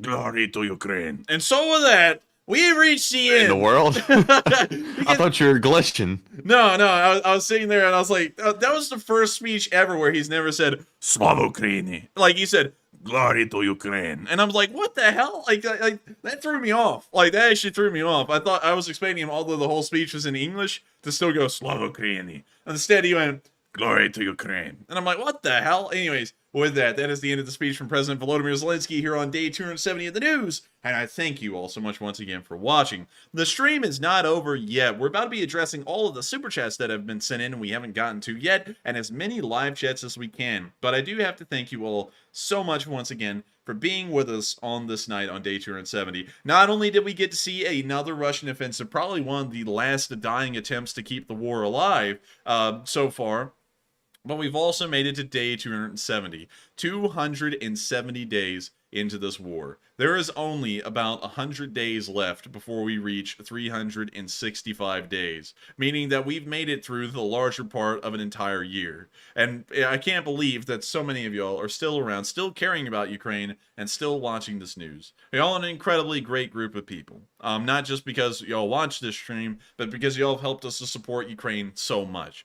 And it's unbelievable to think that thanks to y'all, we've been able to run 36 Sunday fundraisers. We've been able to raise, according to one viewer's estimate and additions of all the fundraisers, over $600,000 at this point in support of Ukraine. And we've also been able to spread the word in the news on what's been going on around there, more so than it would have been without this channel and without y'all as well. And for that reason, I've got to thank you all so much once again for being members of the Lee Spring Army, helping us to spread the message in the news of what's going on in Ukraine, and helping us to be able to help out so much when in other times we would have never been able to help out at all if it wasn't for y'all. And so with that, thank you to each and every one of y'all so much once again. And it's now time for us to move into the question segment and get to those polls. And so with that, what do we got?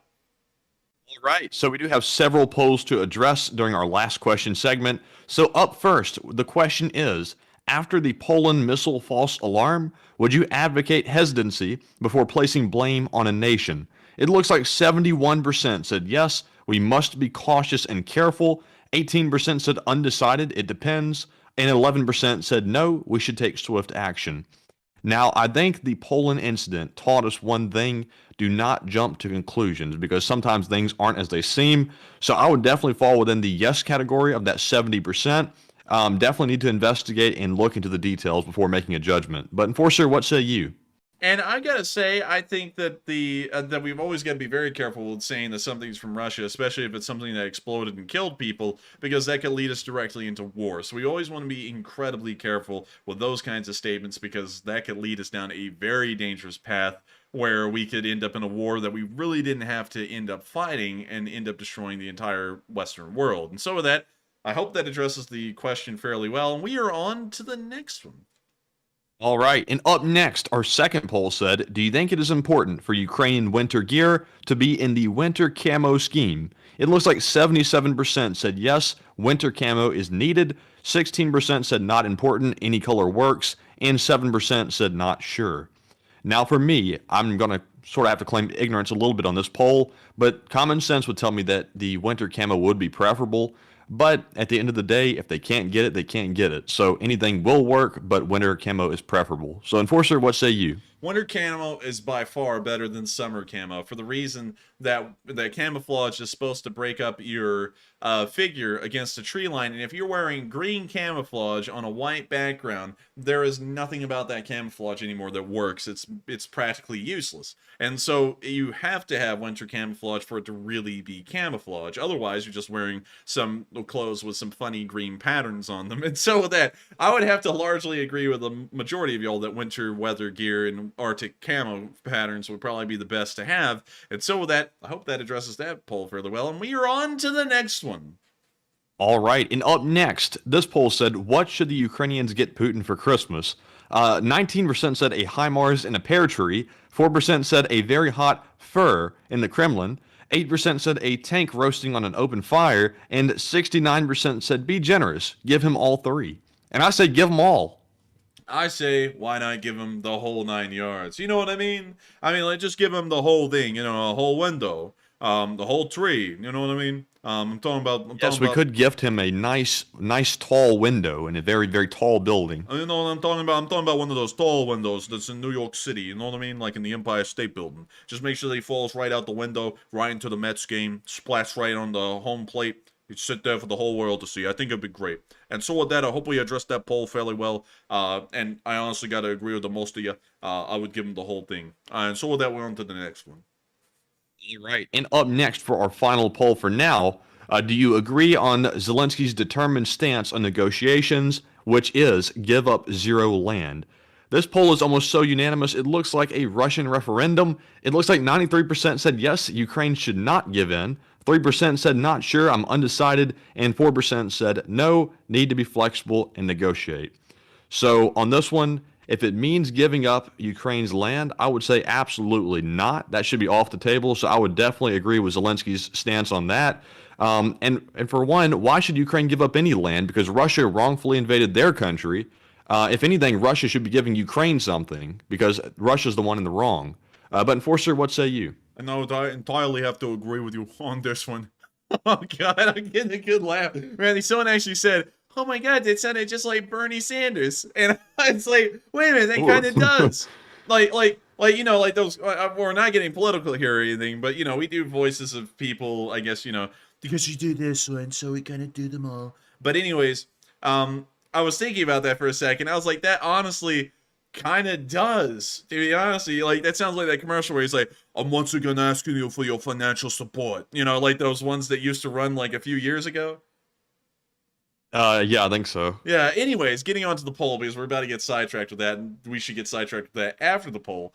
It does look a lot like an honest and fair election, Matthew, an honest and fair vote. 93% of everyone voted for the same thing, and there is nothing wrong with a vote like that. It's an honest, it's a clear, precise decision amongst all of our voting people. And so I thank you all so much once again for voting honestly and with your hearts. But we can see, getting past the joke, that I would agree that Ukraine should not give in. There's no reason that they should give up any of their land, specifically because they fought to retake so much of it, and there's so much that they can still retake.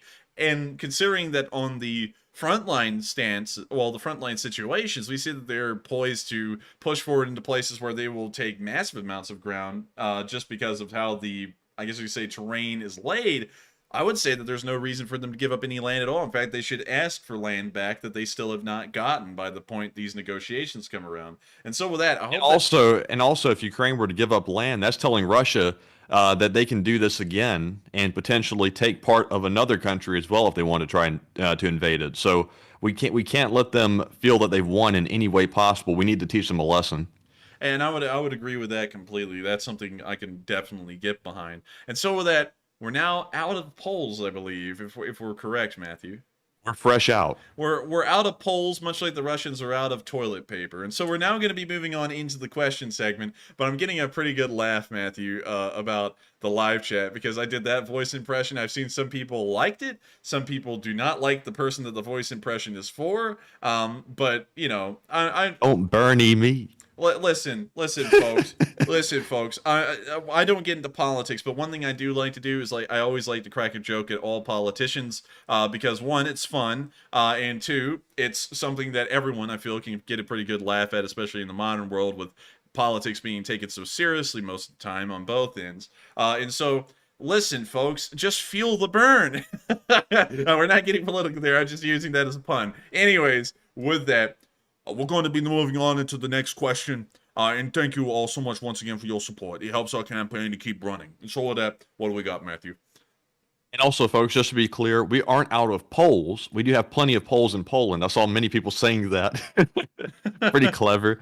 But also, Enforcer, I hope you're over there doing the bouncing ball like thing with your finger when you're talking like Bernie. Yes. You know how he does that? Yes, I am. Because like talks people, with his like finger. The people on Wall Street are not going to stop me from bouncing my finger around. It's all that stops the stocks from falling. Anyways, let's just get on into the questions. All right, so moving on to our first super chat, we have a $100 donation from Celix the Fat, who's a channel legend, I think, who used to be known as Felix the Cat, with the letter switched around a little bit. But thank you very much for that very generous support. And what was that? And thank you. That was just me going on. I thank you so much for the support, Felix the Cat. That is pretty funny to see that you switched around the name. Like that's just one of those funny little goofy things. You little goofy gooba. And so with that, I thank you so much. Celix had something to say too. Celix says, "Don't often catch you live due to time zones, but here's the question. Do you think Russia has been training a well-equipped army for a greater push as they push poorly supplied Tampoon forces to the front? With love from Porto, Portugal."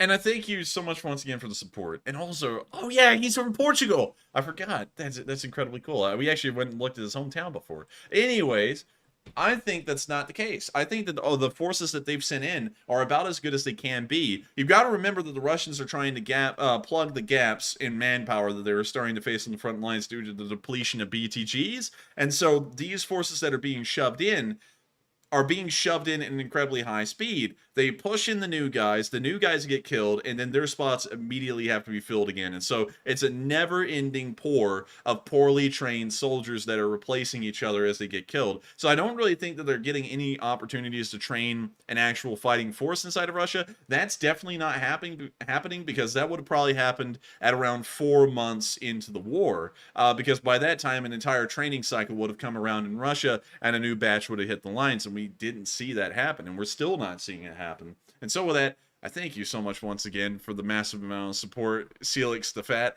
It helps us out greatly, and of course, it's really cool to hear from our Lee Spring Army in Portugal, which is a very cool place. I like Portugal. I really like their flag. Have you ever seen their flag, Matthew? I haven't, actually. But I do know that Portugal has a really tricky airport in Microsoft Flight Simulator. I forgot the name of it, but it's like so tricky, but I've almost mastered it. Blue and white. Portuguese flag. I swear y'all had a different flag that was blue and white. I was right, y'all did. When did that change? I always thought it was blue and white. Hang on, let me go through y'all's history of flags. Let me see when that changed. When? When? That was in 1910? What the hell am I, a time traveler or something? I swear that was y'all's flag. Right here. This one. Not this one. Why in the world did I like them both. They're pretty nice, actually. But I like the crown on this one. Honestly, I really love the blue and white one. I think it's a beautiful flag. The green and red one is not bad either. It still looks neat. I think it's pretty cool. But for some reason, I swore that the flag you'll still use today was the blue and white flag. Bizarre. Anyways, I thank you so much once again for the support, and it helps us out immensely. And without viewers like you who help to support this channel and keep us running, it wouldn't be possible, because y'all are the only thing that stops us from eating trying to eat the last little scrap of morsels out of our tin cans, and helping us to keep this thing going. And so thank you so much once again for the support. It helps us out immensely. And so with that, we are on to the next one. All right, and up next we have a $50 super chat from Paul Fitzgerald, who says, I worked for GE for many years. It's so difficult when you work for a company that nobody wants to work at and no customer wants to buy from you. GE sucks. Oh, come on. Come and he does not like GE. Sounds like he's got some beef with him. I thank you for the support, but is GE that bad? I mean, it's not that bad. I mean, most aircraft. It's probably got that corporate junk going on that makes it miserable to work there. Mr. George. We all love Mr. George. Yeah, I said Mr. Gior. Right now, the Publix people are frothing in the mouth. But yes, I'm going to take a crap on the holy shrine of Publix. This man right here, they made a cult of personality around him. You go into a Publix. You go into the freaking Publix, and they treat this man like Kim Jong-un. The top 1% of the company owns half of the company's wealth. But getting past the joke, this guy, I'm sure he was a swell guy. You know, I'm sure he was a nice guy to actually meet in person, real cool guy. But after he died, they turned this man into Kim Il-sung. Like, he is the guy that you worship at Publix. They have this guy's picture up in all of the offices that you don't see when you go shopping there. It's insane, honestly. And if General Electric was like that, I understand why you hate it, because Publix was so stuffy. It was such a stuffy atmosphere to work in. It was just terrible. Like, and on top of that, I also hate it because I got hired as a cashier, and then I ended up being a janitor, which really made me hate the job because it wasn't even what I was hired to do. So yeah, I didn't like the corporate atmosphere at all. But getting back to General Electric, it can't be that bad. I mean, like, well, you know, I'm sure it probably could be bad to work for, but they make some pretty good products. You know, like they make the Gal 8 Avenger. They make all kinds of stuff. I mean, like, they make everything. Like, let's see, General Electric products. Let's go and look at everything they make. Select the products or services. So what do we got here? Power, aviation engines, components, systems, service, software connected machines and devices, healthcare technologies and service, and power generation products, renewable energy, and energy services. Let's look at healthcare real quick. See what they got here. I think they make the MRI machines. I think they do. I think that's what I'm thinking about. Yeah, they have MRIs, they have ultrasounds, they have really just a bunch of, it looks like, I guess you could say computer technology for by and large. Anesthesia systems, diagnostic ECGs, infant care, patient monitors, ventilators. That's just a little bit of what they do in healthcare. It sounds like we're almost sponsored by these people. But let's see, power generation products. What do they make here, guys? What do they make here? Oh, wait a minute. They won't let us know. We have to contact customers. And you know, Enforcer also, I see some people saying that GE's multiple separate companies. I think that's the way they're structured. I think they're structured like each division is its own separate company. Like GE Aerospace is totally separate. They share the same name, but I think they're all like individual entities. But it is a pretty interesting company. But I would probably say if it's like a corporate atmosphere, I hate corporatized companies. I think they suck. They really suck the joy. Well, if there is any joy in working in customer service, they really suck any of it out that is there. So I would certainly agree with you that it probably did suck. Public sucked. Really, everywhere I worked that had a corporate structure to it was terrible. Everywhere I worked where there wasn't a corporate structure, I loved it because they actually treated you like a person when you worked at a place that wasn't a corporate entity. You could actually like talk to the boss. You could be like, hey, you know, like this is what I'm dealing with. Is that okay? And they were usually incredibly nice. And I bet you that's why they try and worship Mr. George at Publix, because back in the day when he was running it, it wasn't really that big of a store. It blew up after he died, really, like in the 90s. And so, you know, you could probably easily talk to him, and it was probably a really good company then, you know, because the boss was an incredibly nice guy. But, you know, then they just use his image like some kind of a dog with a bone, you know, to try and keep everyone going in that company. And I just don't like it. Anyways, also, someone at Bilbo Jenkins said, try working for the government. Oh, God. I know that working for the federal government or the state government's got to be the worst. I mean, like, just sometimes with the bureaucracy of that, it just looks terrible. But anyways, with that, it's time for us to move on from that rabbit hole. But I thank you so much for the support, and I will sympathize with you. If GE was anything like Publix, I can understand why you hate it. And so with that, we are on to the next one, and thank you once again for the support. Right, and up next, we have another super chat from Chip Kerwan, who puts in another $20 donation. He says, Sky News military analyst quoted UK Defense Ministry, so far, Russia not redeploy bulk forces to Kherson to east/Bakhmut direction. Russia first refitting forces before redeploying. Professor Enforcer Sir, does that make sense to you? It does make sense to me. They're most likely allowing those units. I guess you could call it R&R, but it's not really R&R. It's most likely to try and replace the lost vehicles, maybe to replace a lot of their lost manpower. And so I would say that is true. They're most likely trying to get these units back up to strength, I guess you could say replenished, before they send them to other parts of the front lines. So I would agree with that. I believe that is a correct assessment, that they most likely pulled those units from the front. They're getting them ready to go again, and then they'll be sending them up probably in another 2 weeks. And so with that, thank you so much once again for the support, Chip. Pretty good question, by the way. That was a really good one. And with that, we are on to the next one. And thank you so much once again for the support.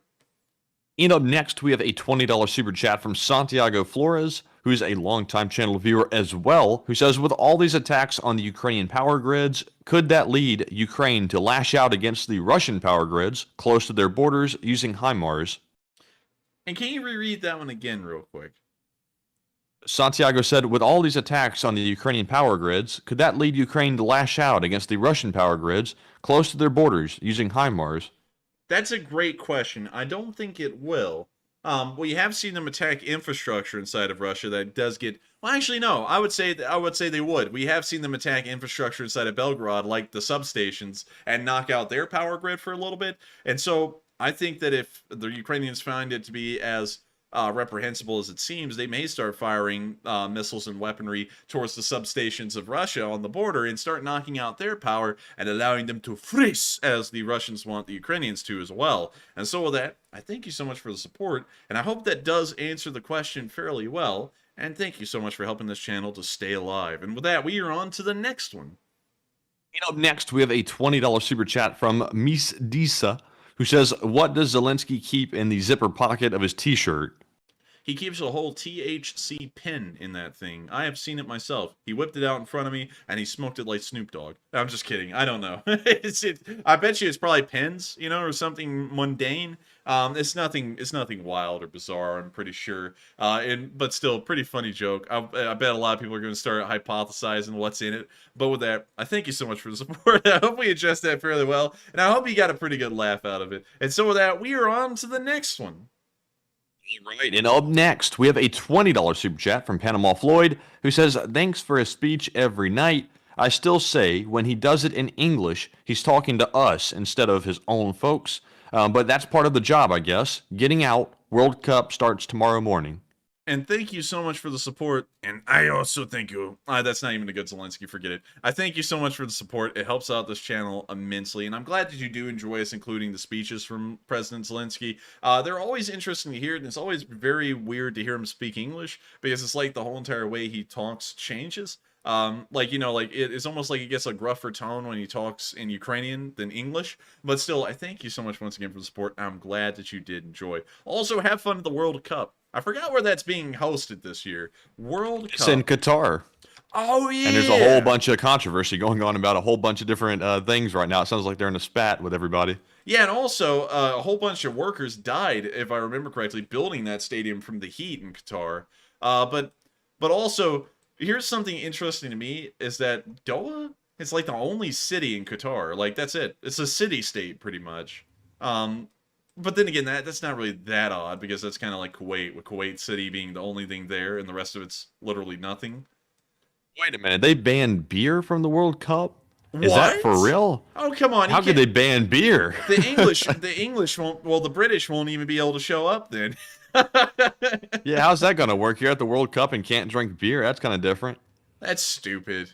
That's dumb. I don't know what that was for. I don't drink, but I think it's really stupid to stop people from drinking, especially in settings like football games where you know people will be drinking. That's the stupidest thing ever. But you know, that's kind of like the typical thing that happens in the Middle East, you know, like in the United Arab Emirates. You know, they set it up as a tourist capital, like in Dubai, but if you kiss in public, you go to jail. You know, it's like... Wait. Is this true? Fancy Dancer said they banned beer and it's sponsored by Budweiser. What? No way. Wait a minute, hang No on. way. Sponsor of the World Cup. I gotta find this out now. Sponsor of the World Cup 2022. No way. Oh It's really my sponsored by- god, that's stupid. That was a spitting in their face. My goodness. Oh my god, that's so stupid. That would be like us getting sponsored by a VPN and then saying VPNs suck. That is the stupidest thing ever. Oh my god, that's hilarious. They got screwed over. That's like banning Adidas tracksuits in Qatar right before the World Cup, and Adidas is sponsoring them. Oh my lord. That is just crazy. That is nuts. Also, I see some people saying that there's a certain thing in the Middle East that stops people from drinking alcohol, but at the same time, if you're going to be hosting the World Cup, maybe you ought to cater to the world, which isn't really the Middle East, you know, like... And also, apparently they were going to allow it too, because otherwise, why would Budweiser sponsor it, and why would they have beer coming in and then ban it? You know, they're gonna have to run like ads for them and stuff, and how awkward is that going to be? They're gonna be like, try the delicious Budweiser beer. It will really get you. It will really fix your parch in this desert heat. And then you go to the Budweiser like stall, and it's like closed, like it didn't even have the Budweiser logo put on it. I see a ton of people saying Bud Zero is allowed. Is that zero alcohol beer? First of all, why would you drink beer if it had zero alcohol in it? Because it doesn't taste good. So what's the point? I gotta be honest with you. I don't see the concept of I don't really get drinking alcohol. And also the other thing is that why would you drink it if it wasn't alcoholic? I think that's the whole premise of drinking the stuff. So it doesn't really make any sense to me. That's the funniest thing I've heard all year. It beats everything. And honestly, that is the funniest thing. Getting sponsored by Budweiser and then banning alcohol. Like, that takes the cake, Matthew. I think that's the winner of this year's comedy performance. That's like the biggest rug pull I've ever seen, if there is one. Also, Matthew, I like how, you know, in most cities, like, well, let me zoom out real quick. Let's go to Kharkiv, you know, for example. And look at Kharkiv, you know, you got the HTZ tractor factory, you got the Kievsky district, you've got you've got the Slobitsky district, the Olsanavisky district. You know, you got interesting names for the parts of town. You know, it means stuff. But when you go to Doha in Qatar, you've got the industrial area. The industrial area. I kind of appreciate how straight to the point it is a little bit, but at the same time, it's not very creative. Oh my goodness. Wow. Look at that. Like the sand, like contrasting with the streets, looks kind of depressing. I don't know why, but it always looks depressing. I don't know. It's something about the desert's depressing to me. Like even, what's this here? What is this? It's a mosque, I believe. Is it? Yeah, it's got a minaret. It's a mosque. Wow, that is a modern mosque. Dang. Anyways, let's back out here.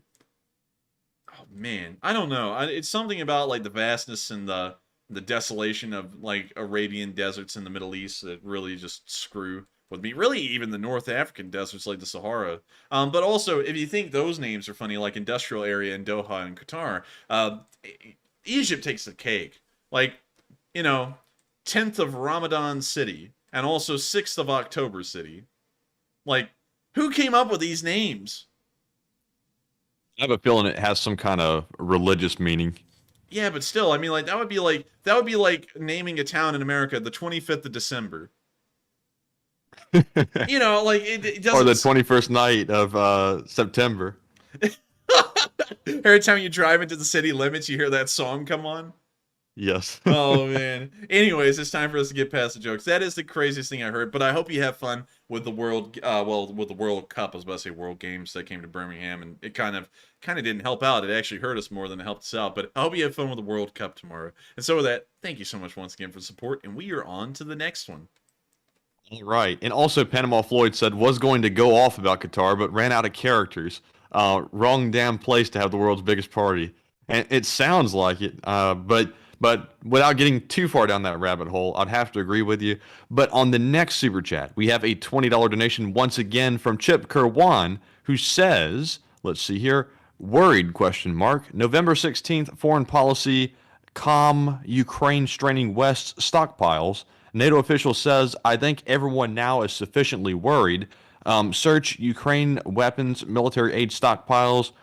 See also ISW backgrounder.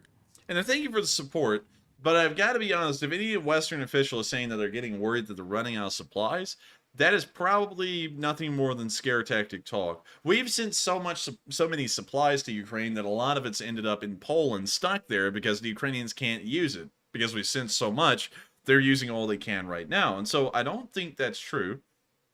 And I think that if people are starting to try and move in that direction, that is a lot like dissimilar. Well, actually, we've been hearing that argument since the start, because I remember in the first month of the war, there was that whole thing going around that, oh my God, they're going to be eating up the Javelin missiles. We're going to run out, and we're not going to have any more. And, it's 8 months later, and we still have all the Javelin missiles we need. So I think that's really more so of a scare tactic. So I wouldn't put a lot of credit into it, Chip. I would shrug that one off with a grain of salt, because if we know anything, it's that the U.S. military-industrial complex can supply anyone's needs anywhere in the world at any given time, and we will give them the money to fulfill those orders. And so with that, thank you so much once again for the support. I hope that does address the comment fairly well, and with that, we are on to the next one. Next we have a $10 super chat from White Lightning 777, who says, will Ukraine replace the raccoons stolen from their zoo by orcs? We have plenty of the rascals in the USA. Oh, the raccoons. Raccoons. I love these. It's kind of like a little funny to hear that they have raccoons in a zoo. What is that one doing, though? That looks like the most wholesome raccoon I've ever seen. Yeah, it's the best picture of one ever. These things look so cute, man. I want to pet one, but they'll eat your hand. Look at those teeth, though. Those are like worse than corgi teeth right there. Yeah, we actually had a bad raccoon problem at a time in this house, and so we had to catch them in little cages and then release them, miles away from our house. And so we caught one time, and when you get up near them, they go like a cat, and it's the weirdest thing. You wouldn't expect them to be like that, but they are. They're very mean. They look so cute, though. It's very deceptive. There are these raccoon dogs, however. Raccoon dog. Oh. Oh. What? There's no way that's real. It's real. It's a raccoon dog. How'd that happen? I have no idea. But it's apparently a wild animal. I don't even want to know. It looks cute, though. Click on that a one up close picture cute. of one. No, that doesn't look cute. That just looks whack. It's a whack. I don't know about that. Now, look at that one in the middle, though. This one? No, click out of this picture real quick. That's a turtle. Click out of this picture. Okay. Oh, there it is. There it is right there. It's the one right in the middle. This one? You go up. That one. Oh, why is that? I don't know what in the world's up with that one, but there's something a little weird about this one. BBC is asking the questions here that we're all asking. What are they? Where are they from? It's like, what are these things? I don't know. They kind of look cute. They kind of do look a little weird. I think it'd be a cool dog to have, though, just to have one. But anyways, with that, it's now time for us to move on to the next one. But I thank you so much once again for the support. And wait, can you reread that one again just to make sure that we were covering? Oh, yeah, this is about the raccoons. We can send more over. There's never a shortage of raccoons in the United States. We have millions of them, I'm assuming. Let me see how many. Oh, they only live to be 2 to 3 years old in the wild. Wow, that's like a hamster. That's crazy. Yeah, I thought they I honestly thought they lived a lot longer than that. I thought they lived like 7 or 8 years. Oh, they have a very short time. Also, their conservation status is least concern. They're like, we can give a crap about these things, man. There's so many Poor of them. raccoons. Yeah, there's like a ton of them. But man, aren't they cute? I mean, like, let's just look at a couple of them. Like these. Look at that. How in the world can you not say that these things are cute?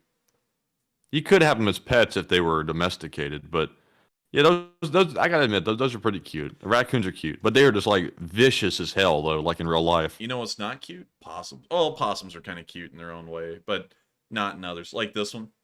That is a meth head possum. Yeah, that's one of our that's a bad possum. But this one here looks cute. That's a cute possum. Yeah, I don't know about possums. I have a different feeling about these.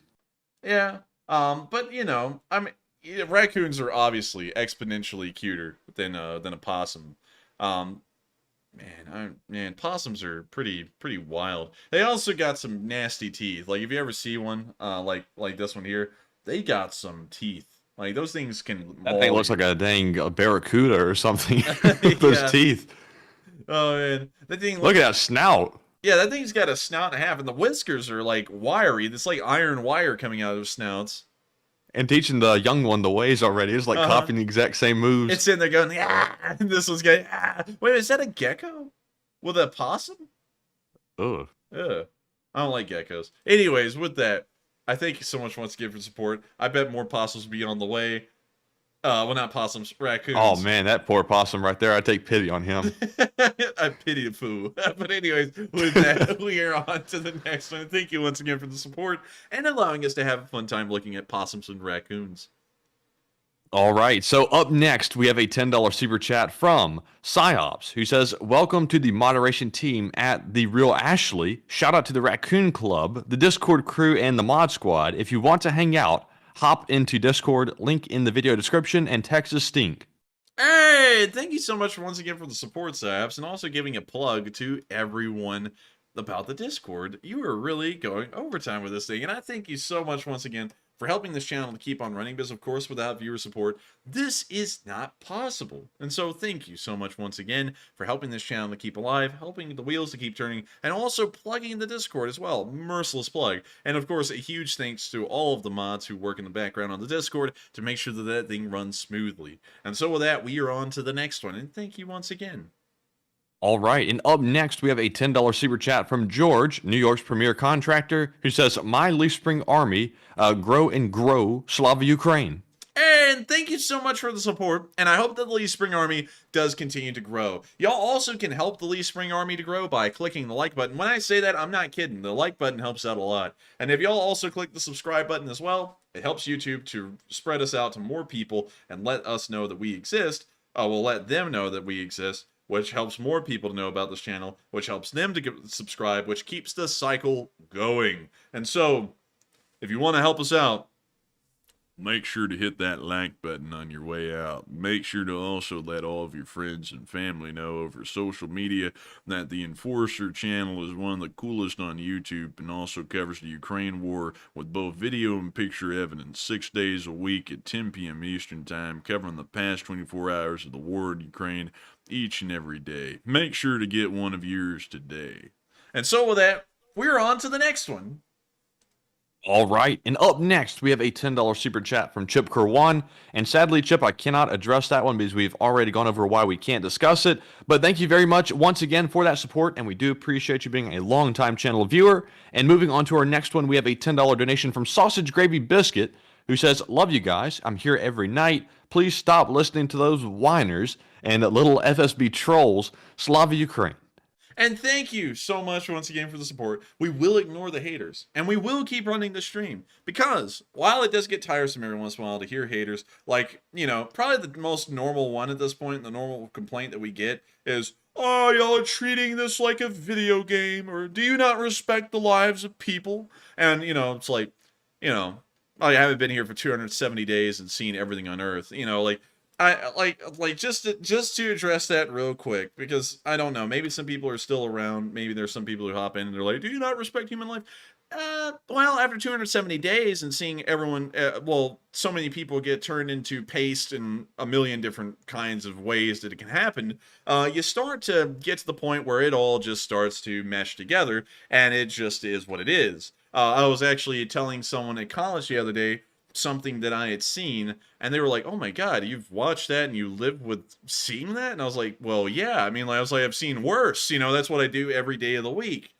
So it is what it is. I mean, like maybe you haven't been down the same walk I've been running this channel, but if you're behind the scenes like me, you watch Russian guts spread across roads, you see them get turned into flying pinwheels. I mean, like, you see everything. So it really does become just more of a joke to watch a Russian get obliterated, especially when you see them committing atrocities against Ukrainians on a day-to-day basis, killing kids, killing families, torturing people, beating them to death. I've seen that on video before. I can't show that on stream. I've seen it all. So yeah, it does kind of become a little bit of a joke. And so with that, thank you so much once again for the support. We will be ignoring those people. And so with that, we are on to the next one. And thank you once again for helping this channel to keep on running, so that way we can keep spiting these bots. And so with that, we are on to the next one. And up next, we have a $10 super chat from MJ, who says, will Ukraine try to cut the land bridge in half, going from the Zaporizhia power plant straight down to the water, for example? Is that even realistic?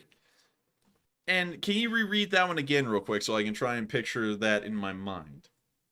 Will Ukraine try to cut the land bridge in half, going from the ZPP straight down to the water, for example? Is that even realistic? I think they would. They definitely have the roadworks there to support a push like that. Not going to say exactly where, but Tokmak and Melitopol would obviously be on the chopping block. And they wouldn't have to take the ZPP directly. It would pretty much fall on its own after they threaten the Russian positions in this area. But that would certainly be the case. If they push down to that area, they would be able to take the CPP and also cut out the land bridge. And then if the Kerch bridge was hit again, the Russians would be completely knocked out of action in both Crimea as well as Ukraine itself, the Kherson Oblast, at least, that they still control. And so with that, I thank you so much once again for the support. I hope that does address the comment fairly well, because there's definitely a lot of potential there for them to knock out the land bridge. However, we don't see any activity there, which suggests that neither side is really seeing the potential there for some reason. And so with that, we are on to the next one. And up next, we have a $10 super chat from Vance Hicks, who says, Enforcer, what do you think of the Russian Air Force? I am old enough to have feared them as a kid, but they haven't even shown up on the scene. And Vance, they are trash. And Vance, they actually did show up on the scene, and we can see that right here in the casualty report. 278 planes shot down. The Russian Air Force is incredibly old as well. The Russian Air Force... Ukraine's Air Force isn't even that big, is it? No, it's not that big, and it uses the same dated equipment as the Russians, so they're on par with each other. It's just a matter of scale. But if we go down to the Russian aircraft list, where it shows us all the aircraft they have, we have to remember that while the Russian Air Force is, I believe, 2,000 aircraft in total, not all of those can be used, of course, and I'm sure you know that there's a lot of supporting aircraft that don't really come into play in a war like this. We can knock out the Su-57s because they're all test aircraft. They have 106 Su-35s, and those are okay, but they're really just a modification of the Su-27, and the Su-27 is about as old as, say, the F-15 and a little bit less capable, and so it doesn't really count. A lot of them have been shot down by Ukraine. So I believe if we went through and did the numbers again, and we added them all up a while ago, like 30 to 35% of the Russian Air Force has been shot down in this war alone, according to the numbers. And so they're incredibly incompetent. Their pilots don't get enough training or flight hours to really make a difference. And on top of that, we can see that they're not really utilizing them to support the infantry. They almost do their own thing and pick out their own targets, which doesn't really help anyone out and just puts aircraft at risk and jeopardy of being shot down without really making any kind of gains. And so I would say they're highly incompetent. So with that, I hope that answers the question incredibly well. And thank you so much once again for the support. And also thank you for your service in the U.S. Air Force. And so with that, we are on to the next one. And thank you once again. All right, and up next, we have another super chat from Chip Kerwan, who this time puts in a $10 donation. He says, the DC Institute Study of War, current real-time battlefront unimpeachable narrative, plus maps. Search Ukraine conflict updates. This page started late February 22, publishing daily key event summary. And what is the name of this map again? He said, search Ukraine conflict updates, DC Institute study of war, current real-time battlefront. Institute of War. It looks like I have checked this one out before. I think I checked this out months ago on the request of a viewer, and it doesn't look like the map's there, so maybe it's here. Is this the one that's on Wikipedia? It is the one on Wikipedia. Yeah, so I have seen this before. Also, they're not a bad organization. I did read their earlier war reports, and it was largely in line with what I was saying. And, and of course, I'm biased because what I say, I usually credit as being somewhat true, although I tell you all to take a grain of salt, and y'all should. So, yeah, it's a pretty decent map. And so with that, thank you so much once again for the support, Jib, and also suggesting that map to us. It looks like I had checked it out before. And with that, we are on to the next one, and thank you once again. And up next, big shout out to Daniel Newski and Chris Wiss for each putting in a $5 super chat, but without a comment. Thank you very much, Daniel and Chris, for that support, and we do appreciate it very much. It helps to keep us running.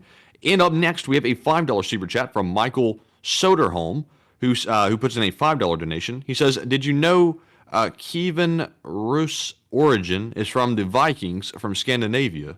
I did, actually. I actually think I talked about that a long time ago on stream. We talked about how the Vikings had a massive impact on royal families all around Europe. The British royal family can trace their lineage back to the Vikings. The Ukrainians and the Russians could before they killed the Romanovs. And also the Kiev and Rus in large as a culture. So a lot of them can, and we actually did cover that before, and there's a really interesting story and a really cool history. And so with that, I hope that addresses the comment fairly well, and thank you so much once again for throwing in some pretty interesting information. And with that, we are on to the next one.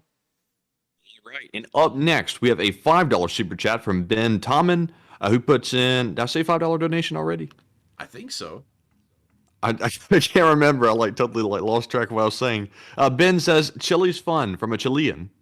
And thank you so much for the support and also helping us to get Chile from Chile. Where are you in Chile, sir? Are you in Santiago? Which is also a shrimp. I don't know what's up with that. Shrimp Santiago. Okay, one second. Let me take this off screen so I can find the meme. There is a meme that wanders around. Meme. Let's see here. It's this one, I think. It's literally just a shrimp in a mug or something, like a jar. I don't get the meme. I don't know what it's about. That looks like a lobster. It kind of looks like a crawfish, doesn't it? Yeah, a lobster, a crawfish, and not really a shrimp, to be honest. Yeah, I don't get what's up with the Santiago thing, but it's still kind of a little funny, I guess. I don't know. But anyways, I always think of Santiago, Chile, like that Santiago shrimp because of that. Anyways, let's check out Santiago. Let's see what it looks like.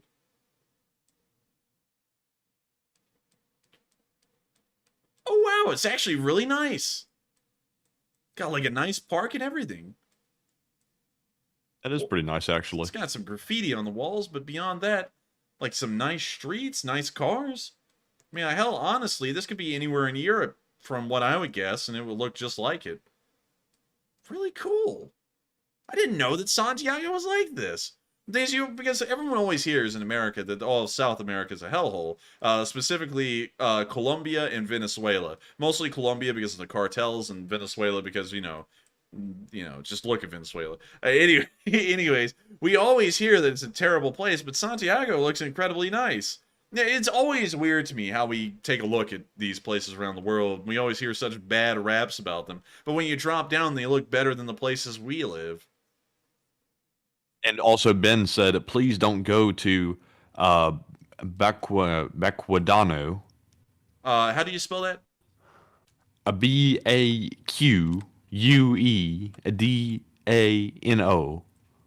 Baquedano. Oh, hell. Oh man, that looks like out there in Nevada where Area 51's at. Oh, yeah, I forgot. There's a desert down here in South America. And this is it. So let's see what this looks like.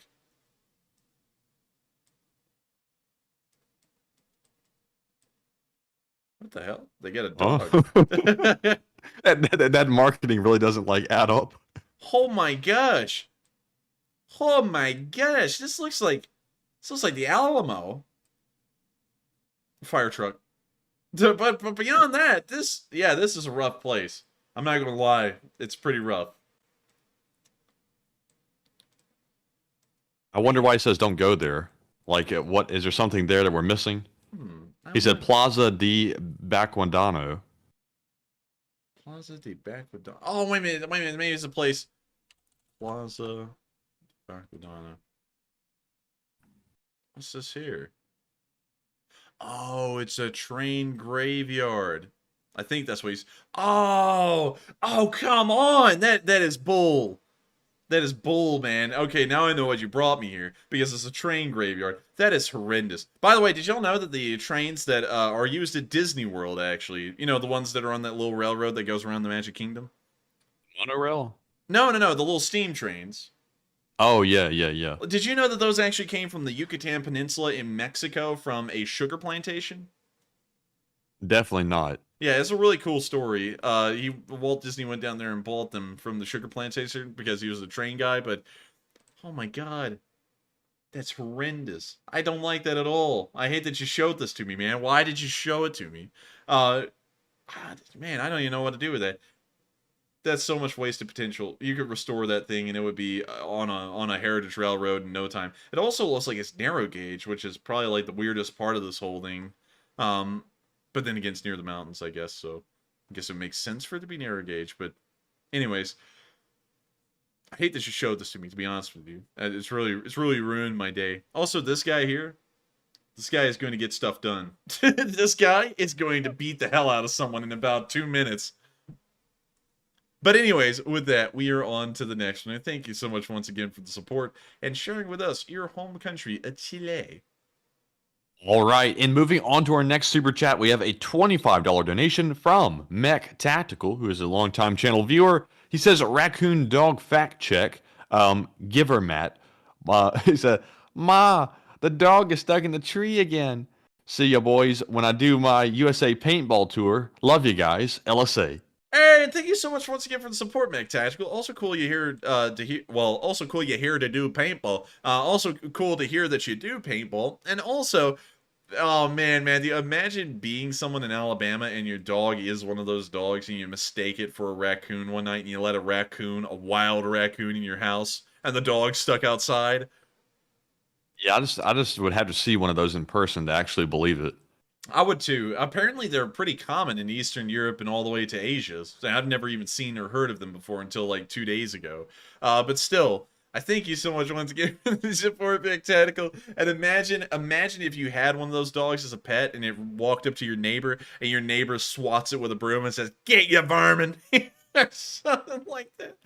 Honestly, having that dog in the South would be a liability. But with that, thank you so much once again. I hope that does address the comment fairly well. And with that, we are on to the next one. And thank you once again for the support. Mech Tactical said, boys, it's BS. LOL, no such thing. Really? I'm assuming he's talking about the raccoon dog. But that can't be the case. There's so many pictures of it. I mean, I don't believe it personally. I'm kind of shocked. There's a Wikipedia page on it even. Surely somebody wouldn't go through all this trouble to do a hoax. Like it's all in China, it's in the Koreas, it's in Japan, it's near Vladivostok. It's even been introduced into most of Europe. So it's an actual thing, you know, like there it is again. And it looks a lot more like a raccoon there than it did before. Oh, look at that. It's a little raccoon dog pup. Let's see here. Chinese raccoon dog. That's just, oh my god, that is, oh, the artist who made that. Oh my lord. Let's go on to the other one. Okay, so there's another one. And then what about this one? Okay, that one was like a possum raccoon mix. You know, like that thing, I don't think anyone can love that thing. Also raccoon dog sleep. Oh, that's kind of cute. That's kind of cute. What else we got here? It's caged raccoon dog. That thing right there, Matthew, it looks like sell me your soul. It's like, show me the great Cornholio. But moving Looks on. nuts. Jacket with raccoon dog fur trimming. What Oh in my the world? God. They killed it. They're skinning dogs. She looks a little too happy to be in dog fur. I can't wear anything with dog. What the hell? Oh my. Oh my God. Well, I won't say that. Never mind. That, man, that's in Milan. I can't believe that. They're like chinchillas. Also, chinchillas are really cool. Chinchilla. I used to have a big thing about chinchillas when I was a kid. They look so cool. It's like a big fluffy rat. Yeah, and chinchillas are cool, but like, have you seen a capybara though? Yeah, those things are really cool. A capybara. These things are like the definition of cool. Ah, yeah, look at that. Look at that thing. So fat and stocky, and it's like me. It's like me.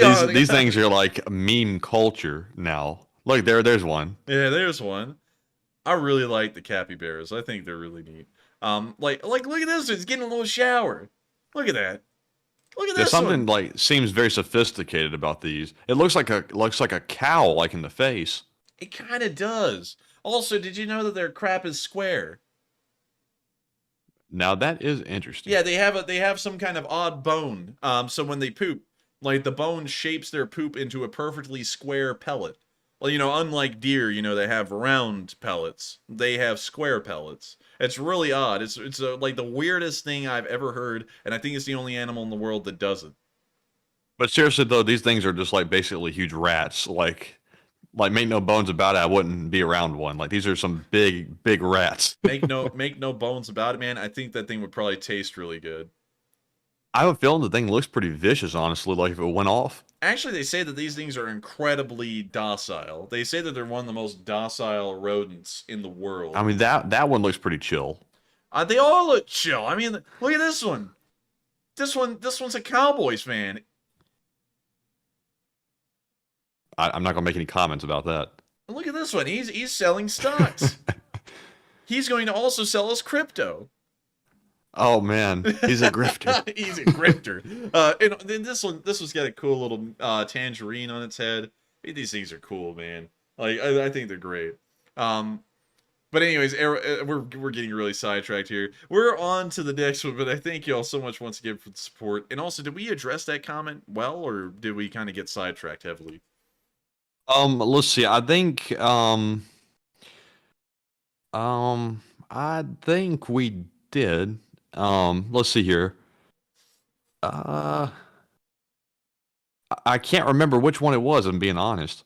Well, with that, I thank you so much once again for the support. Your support is... Oh, wait. It was Mech Tacticals. It was Mech Tacticals about the dog got stuck in the tree. That's right.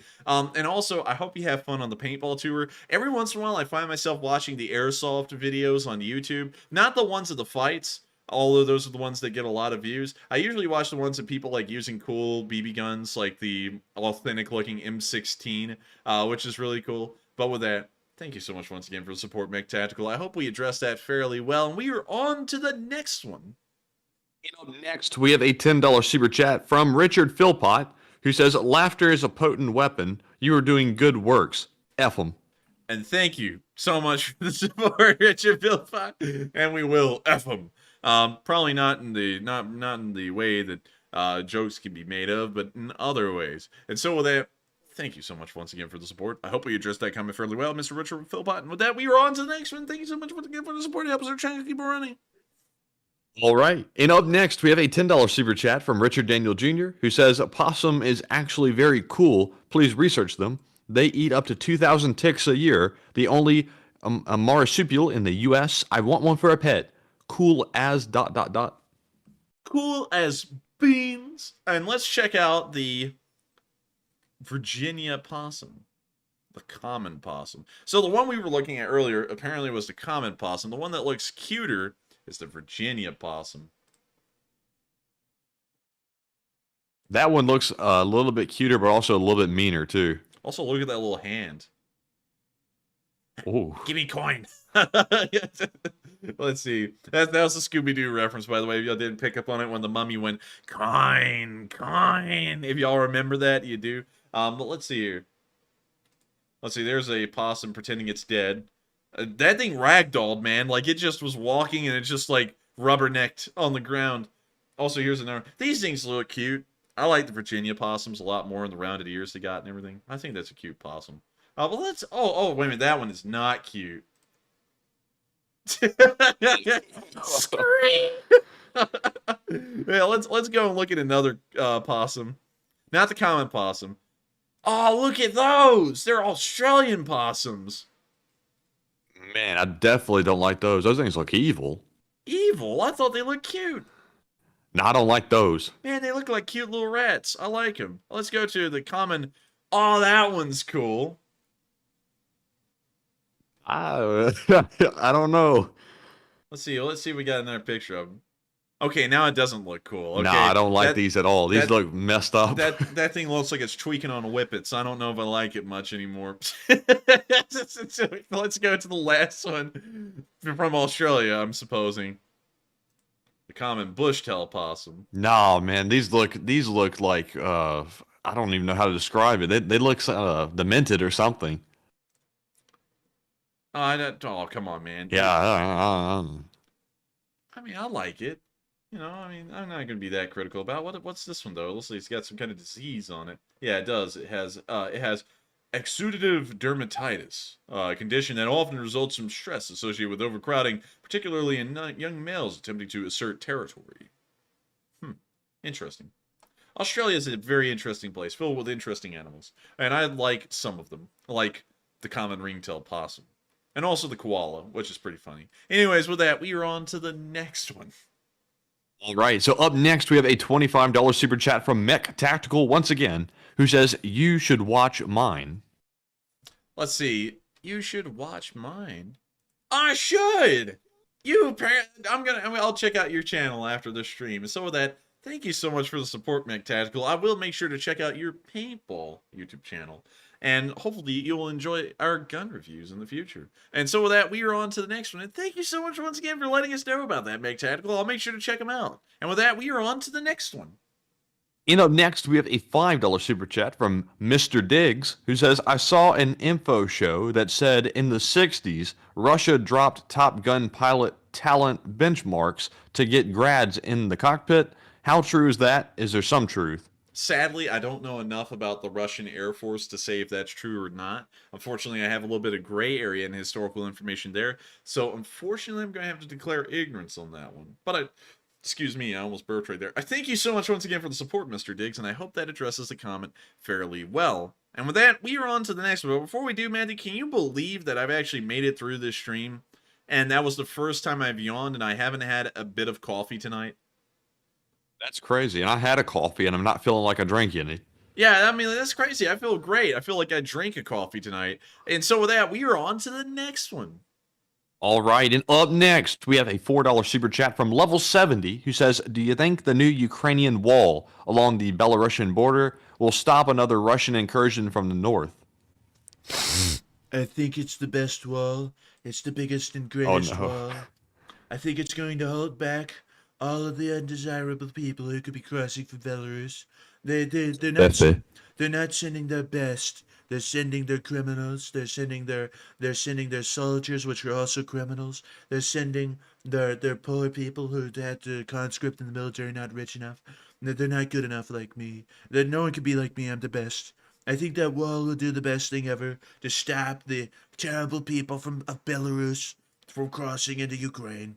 And so with that, I thank you so much once again for the support. It's absolutely incredible. And so with that, we are on to the next one. And thank you so much once again. And I hope that beautiful wall will do a great job. And Belarus will... Huge. What? It's going to be huge. It's going to be huge. It's going to be so tall. That wall just got 10 feet taller. And so with that... Not really. Not really. Due to construction and technical limitations, we actually had to make it the proper height. But thank you so much once again for the support. It helps us out tremendously. And so with that, we're on to the next one. And thank you so much once again.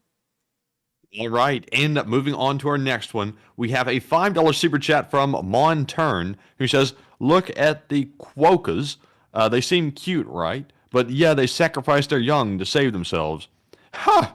Sounds like the Russians. Oh, look at that thing! Oh, that thing is man. That I thing gotta is admire cute. like the like utmost like happiness in this creature. That thing is living in bliss right there. That's got to be the. I really want to see one of these. Like I want to meet one. Look at that one trying to hug the camera. Look at this one. Oh my God, these have got to be the cutest things. I'm not gonna lie, this is the cutest animal I've ever seen. Like these things are like wholesome, Oh, like look at 100% this one. wholesome. This one's panting. It must be hot. It needs a little bit of water. Look at this one. Oh my God, this got to be the. These things are cutest. crazy. It's gonna be the cutest freaking thing ever. Look at this one. Oh wow, I'm glad you showed this to me here. Where do you get one? Where are they from again? They're from Australia? Oh, look at that. Look at that one. Oh my God, it's so cute. That is the coolest thing ever. Wow. Where are they from? I need to know where they're from. Quokka. So let's see here. They are... Oh wow, they're from a very small part of Australia. Do we have any viewers in Australia that would ship us a quokka? Oh my God. Wait, That's probably illegal, by the way. I'm just joking. It's near Perth. It's like that's where they live. They live down here near south of Perth. But oh my God, they're the coolest things ever. Look at them. Look at that thing. That is cute.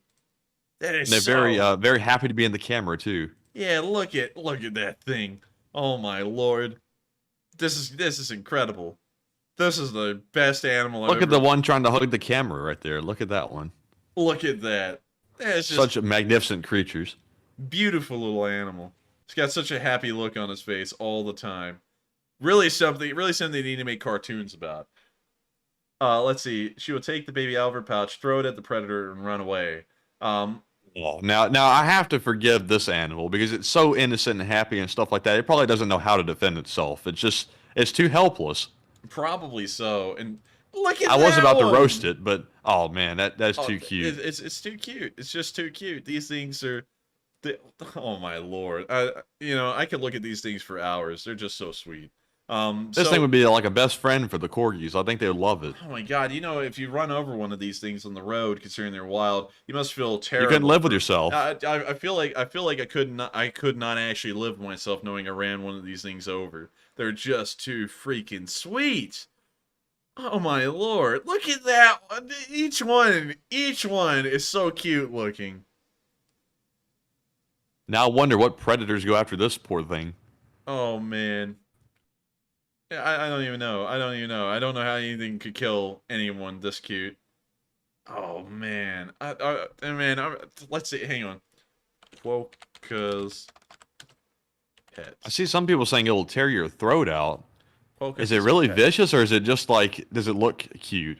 They can't be kept as pets. They're a protected species, and they can't be kept as pets. You're also not allowed to take quokkas out of Australia to be your pet elsewhere, but you're most likely to spot one on their native island.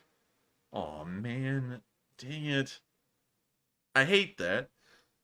Also, I hope that they fix the problem where they're no longer going to be endangered. I'm assuming if they're protected, they must be endangered. And let's see if they are. Quokka status. They're listed as vulnerable. Oh, I would imagine so. With that, they seem too kind creature to defend themselves. Yeah, let's see. Is a quokka violent? They're probably like dangerous as hell. Quokkas are No, they're not not. violent animals. Do quokkas hurt humans? They aren't harmless. They're still wild and can bite. So they can bite and everything, but they're so freaking cute. They're just too cute. I would have to pet it. Though quokkas are generally gentle and sweet, they're still a wild animal. But they're still cute. Don't try and sit there and dissuade us from petting these beautiful little creatures. These things gotta be the cutest. I mean, like, oh, look at this one though. It's got a knife. He's got a knife. Boom, boom, boom. But anyways, I love these things, and I thank y'all so much for sharing that with us. Look at this one. It's training in martial arts. Oh, nice. Nice. Get it, little Quokka. Get it. And with that, we're on to the next one. I thank y'all so much once again for showing us this, because this is the coolest thing ever. And so with that, on to the next one. All right, and up next, we have a $2 super chat, actually two of them from Philip Fixes, who says, coffee hitting tonight. Jokes have been on point. KSC Florida also had spam and eggs yesterday. Thought of you. Love LSA. Hey, and I thank you so much for thinking of me while you're eating spam and eggs. Spam is one of the most delicious meats out there. And also, thank you so much for supporting this channel again. I'm glad that you have been enjoying tonight's stream. And of course, thanks to your support, we're able to keep these things running every day of the week except for Mondays. And so with that, thank you so much once again for the support. And with that, we are on to the next one. And also shout out to Dupper Bob, Seeker Gather, and also what his head, I think is how it's said, for each putting in a $2 super chat. And we do appreciate your support very, very much. And finally, we have a $1 super chat from VPCZX, who says, I just voted and President Tokayev is my president. President Tokayev, what country would he be in? Who's that? President of Kazakhstan. Cool. Oh yeah, I forgot you were talking to me about this a while ago. No, that's good to hear. That's pretty cool. Also, thank you so much. Why does that guy look like he's made out of wax? I don't know. He does kind of look a little odd. Like his eyes look like they don't match Look on a his picture. head. Maybe it's the glasses. You know, maybe the glasses are making his eyes look big. Huh. But anyways, I thank you so much for the support. And it is pretty interesting to hear that Tokyo did win. And so with that, thank you so much once again. It's good to hear that you did vote. And with that, we are on into the live chats. And due to it getting a little late, we're going to answer 5 questions from the live chat. And then we're going to round out tonight's stream. And so with that, on to the first one. All right. So we have actually one more super chat, this time from Richard Daniel Jr., who puts in a $5 donation. He says, I was talking only about the U.S. possum, have no idea about other possum like in Australia. And I thank you for the support, Richard. And I know that you were talking about the American possum, but I was like, if we're looking at possums, let's give them the full gambit. Matthew didn't like any of them, but I liked the Virginia possum, and I also liked that one Australian possum that kind of looks like a large rat. But with that, I thank you so much once again. And I would say possums are pretty neat. It's just that they kind of look a little weird. But with that, thank you so much once again for the support, Richard. I hope we addressed that fairly well. And now we are into the live chats. All right, so moving into our first one, we have our Morse code decoders of the stream, WF2U, BME, Draconiate, CFA, and Mark Hodges, who say, Enforcer, tonight the telegraph message is another solid L that the Russians are having to take, and they just can't bear it. Slava Ukraine.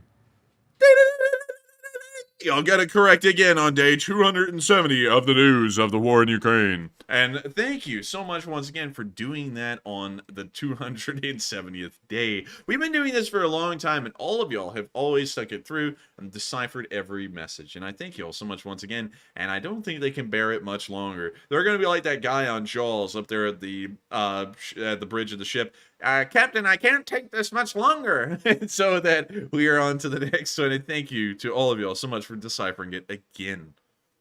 All right. And with that being said, we are moving on to our next one. Ronald Mitch asked the next question. He said, is it true that the Russians are harvesting Ukrainian grain and selling it? It is true. In some of the areas where they occupy, they did that even earlier on in the year, months ago. And they have been constantly stealing grain because of a lack of grain inside of their own country and possibly destabilizing world food tables because of it. And so with that, I hope that answers the question fairly well. And we are on to the next one. And up next, we have a question from Enigma, who says, do you think the new longer-range Ukrainian drones may begin appearing at the sites of more gas pipeline explosions within Russia? I think that we may see more drones appearing in the future. I don't think they'll be directly connected to the pipelines exploding, but I do think that we'll start to see the Ukrainians using drones more and more in the future to attack Russian targets inside of their own country. And so with that, I hope that answers that question fairly well, and we are on to the next one. And real quick, to take a break from our last 2 live chat questions, we real quickly have 2 more super chat questions. We also have that $5 donation from Putin will hang in the... Excuse me. I knew that was coming. I was trying to hold it in. But anyways, it's a $5 super chat from Putin will hang in the middle of the Kremlin, who says, last real football World Cup, Croatia, the People's World Championships, was robbed in finals against France. In quarterfinals, they beat Russia. Well, it's good to hear that someone beat Russia, and that's also pretty interesting to hear. I don't follow the World Cup enough to know what's really going on there, but I thank you so much once again for the support, Putin will hang in the middle of the Kremlin, and sharing with us some interesting facts about the World Cup. And so with that, we are on to the next one.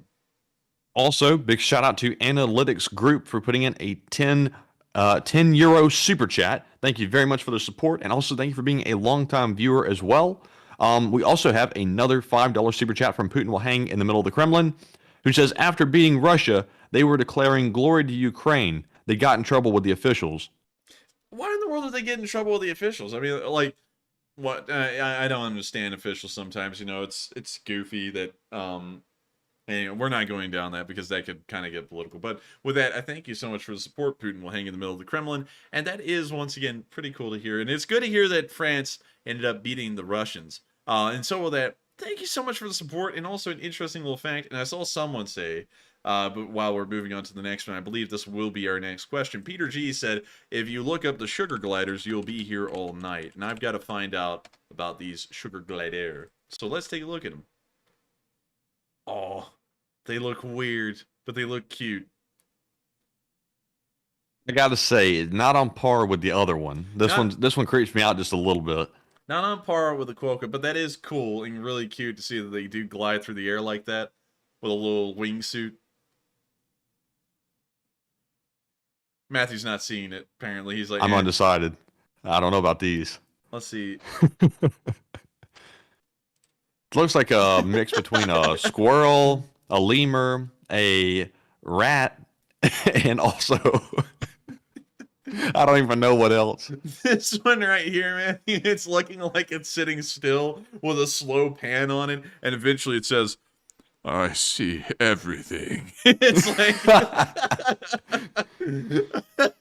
It's cute. It's cute in a way, but I think the Quokkas are still cuter than this. But I thank you so much once again for letting us look at these, and I'm never gonna get over the shell shock. So sugar glider.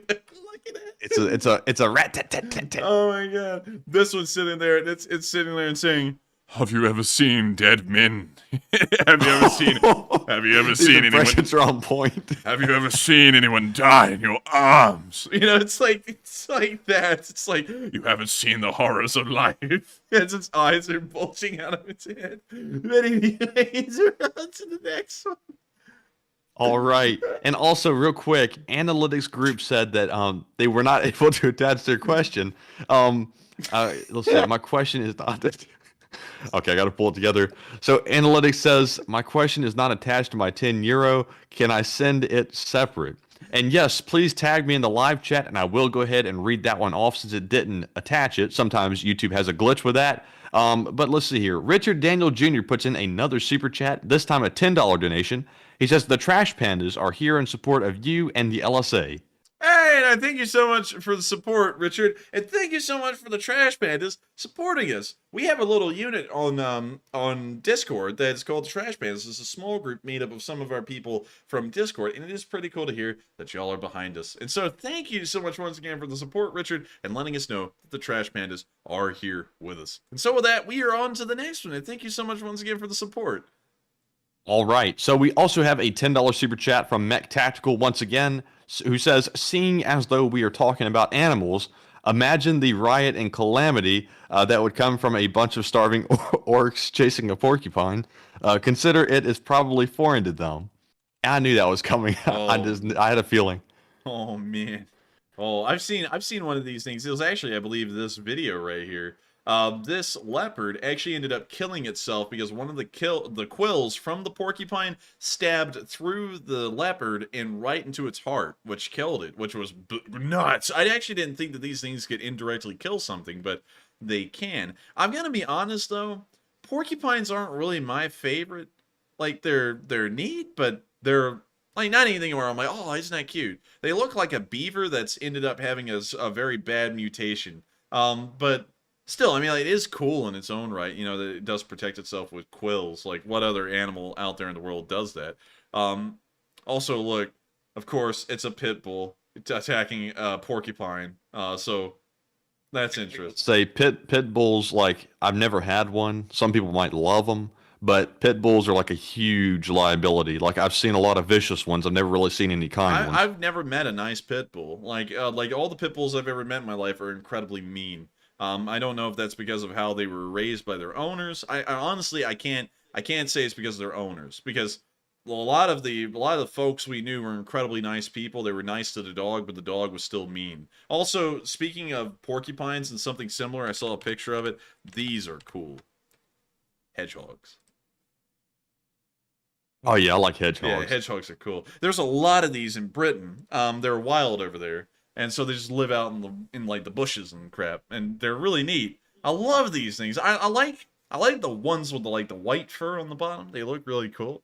But with that, we're now going to move on to the next one before we rabbit hole too much on the animals. But I thank you so much once again for the support, Mech Tactical, and I do think it would be quite a scene to watch some Russians try and eat a porcupine. And so with that, we are on to the next one.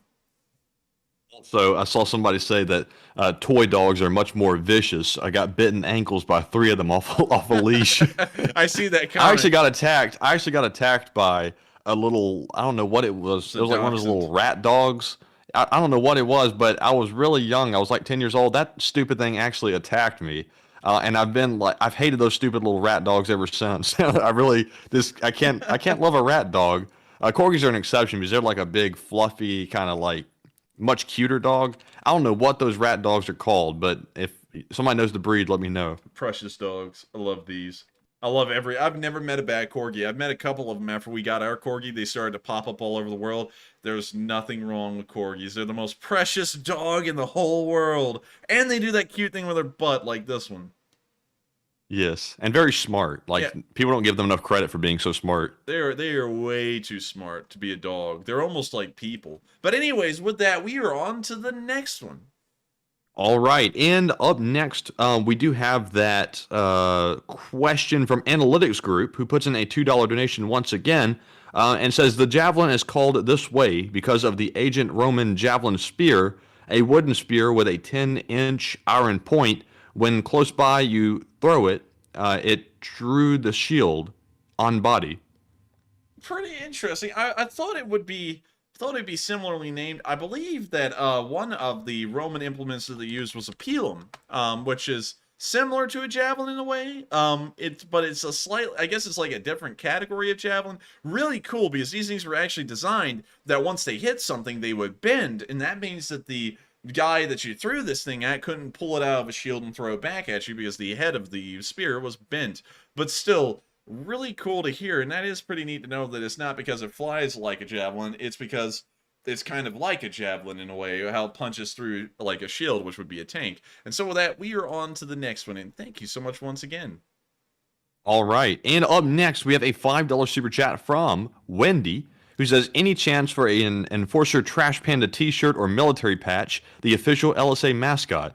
But Wendy, it's the Honey Badger. The Honey Badger is our official Is the Honey Badger up for replacement? Not anytime soon. Like the Honey What if we have like a t-shirt with like a Honey Badger on it, the Trash Panda, and then that really cute thing from Australia? What if we came up with different animals for different units? We came up with little different unit names, like different little emblems and stuff with different animals on them. I think that would be cool. Yeah, and have a different shirt for each one. Yeah, I think that would be pretty cool, but it's not the official animal.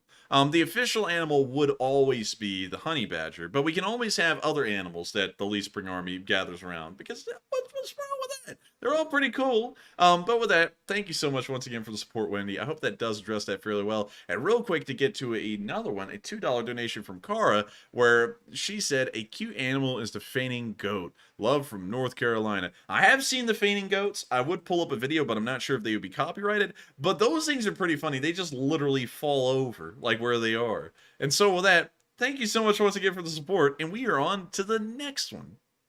All right, and also Wendy said, yes, sorry, I forgot the Honey Badger. And it's all good. The honey badger will come and get you, though, for that. But Stoffel will open up your bedroom door and beat you to a pulp. Yes, and the Australian guy that was in the documentary pops up, and it was Stoffel at the door. I said, "Who's there at the door?" And it's Stoffel. He was trying to break in. He broke the glass, and he came in. And I said, "Stoffel, get back in your cage." That guy like said Stoffel like every other minute. Man, Stoffel's a funny name, though. And so with that, we are on to the next one.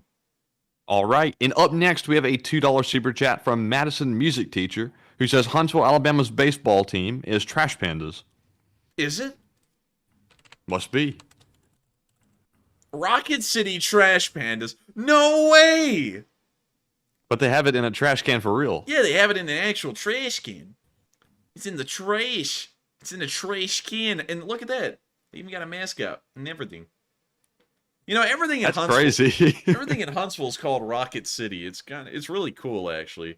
I know. Oh, look at that! Look at that little thing with those little long claws. Look at that one right there holding the AK-47s, the Draco and everything. That one to the left. Wait, which on one? the black Where? and white. It's the black and white down there. gosh. Look at it. It's got a Draco and an AR-15 or M16. Man, they're so idiotic about this. But we can't make them. You know what I'm talking about, though, with the Draco. Like, you know, we could go. You and me know exact stories that we've been told before about a Draco. You remember, Matthew, how Yes. that guy ran in that house and shot that guy in the legs, and then he ran back. Then he forgot he left the what was it? He left the Draco in there with the guy, so then he ran back in there and grabbed it, and then ran back out. I don't remember the story. I, What was I'm this? trying to remember it, but it was a story that you and me were told at the time, or maybe it was just me. I don't know, but it was a hilarious story. Like, no, I'll share it with y'all because it's pretty anonymous what it is and where it came from. So these guys were having a bit of a problem in some gang, in the ghetto. So what one guy did is that they were going to, whack some other guy, and so they took a Draco and they went to his trailer house. They busted open the door, shot the guy in the legs. And then he dropped the gun in the house near the guy he had shot in the legs, ran back outside, got in his car, forgot he had shot the guy, and dropped the gun right near him, because you could trace the serial number. So he got back up, ran back in the house, stepped over the guy who was on the floor with bullet holes in both of his legs, grabbed the Draco, stepped back over the guy, and then ran back outside and hopped in his car and drove off. And I don't know how you don't remember that story, Matthew, because it was hilarious to hear it the first time. But yeah, Where did we hear it from? well, I can't say on stream, but it was a funny one. I'll tell you off stream though. But with that, we are on to the next one. I hope y'all enjoyed that funny little story. All right. And next up, we have a $5 super chat from Putin will hang in the middle of the Kremlin once again, who says, did I mention that the last Soccer World Championships was in Moscow? Oh crap! I forgot. It was. I remember actually hearing a little bit about it. And so with that, I thank you so much for the support and also reminding me of that, because that honestly makes it kind of funny that the Russians lost in their own country, considering that they rig everything else. They couldn't rig the football scores. And so with that, I thank you so much once again for the support, and we are going to address the final question of the night. And so who is the lucky last person who threw in the lucky last question of the night? All right. And that person is, let's see here, Cody Griffith, who says, would it be fair to call Ukraine a top 5 power? When I would say definitely not. I would say no. In terms of the top 5 in the world, number 1 would be the United States. Number 2 would be China. Number 3 would be Japan. Number 4 would be Germany. What about the UK? Well, actually, that's kind of a little contended. I would actually let me go back and rephrase that. Number 1 would be America. Number 2 would be China. Number 3 would be the United Kingdom. Number 4 would be Japan/Germany, but really I would put Germany in number 5 just because Japan's economy is larger, and I would say those are the top 5. Then number 6 would be France. Number 7 would probably be Canada. Number 8 would be Italy. Number 9 would be Spain. Then I could probably see a couple of other countries actually reaching India, the top. probably. Yeah, India would probably be up there at number 10. South Korea would probably be in number 11 or number 10. Really. You know what's funny though? What's funny? We used to consider Russia number 3.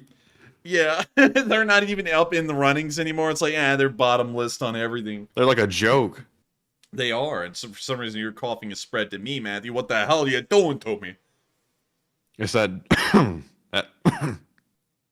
It's that. Let me tell you something. It's that campaign donations. The top 1% are stealing all of the air from the rest of us, and so we're coughing on the air that's not there. Make sure to vote for me next time. Feel the burn or something, whatever. So with that, I hope that answers the question fairly well. Ukraine wouldn't be a top 5, but I feel like they'd probably be in the top 40. So with that, I thank you so much for the question. I hope that answers it fairly well. And I would also have to say that while they're in the top 40, Russia would be in like the top 100. But they wouldn't really be that far up there. And so with that, I hope that answers the question fairly well. I hope y'all enjoyed tonight's stream, and make sure to subscribe and hit the like button if you did. We run these streams every day of the week, except for Mondays, and we run it every day of the week at 10 p.m. Eastern Time, every single day. And you can count on this channel like clockwork. We're like the post office used to be before they, stopped delivering the mail through rain, sleet, and snow. We do this every single day. And so, thank you all so much once again for watching. I hope you all enjoyed tonight's stream. The extra level of analysis we started to add with the Deep State UA map and looking at some parts of the front lines. And of course, I thank you all so much once again for some really cool questions. And of course, y'all's support. Through y'all's support tonight, we are able to keep this stream running again. And into tomorrow, which is our Sunday fundraiser! Let's go! 100 laughing face, smiling face. And of course, I can't wait for y'all to join me tomorrow for the Sunday night fundraiser, where we'll be helping out another nonprofit, which is supporting people in Ukraine. And so with that, thank you all so much once again. I'll see you all tomorrow at 10 p.m. Eastern Time to cover the next 24 hours of the war in Ukraine. Good night, take care, stay safe, and glory to Ukraine. Slava Ukraine. Вічне слава Єлісім, или тут. Слава Україні. Yes. The Leaf Spring Army sends its regards.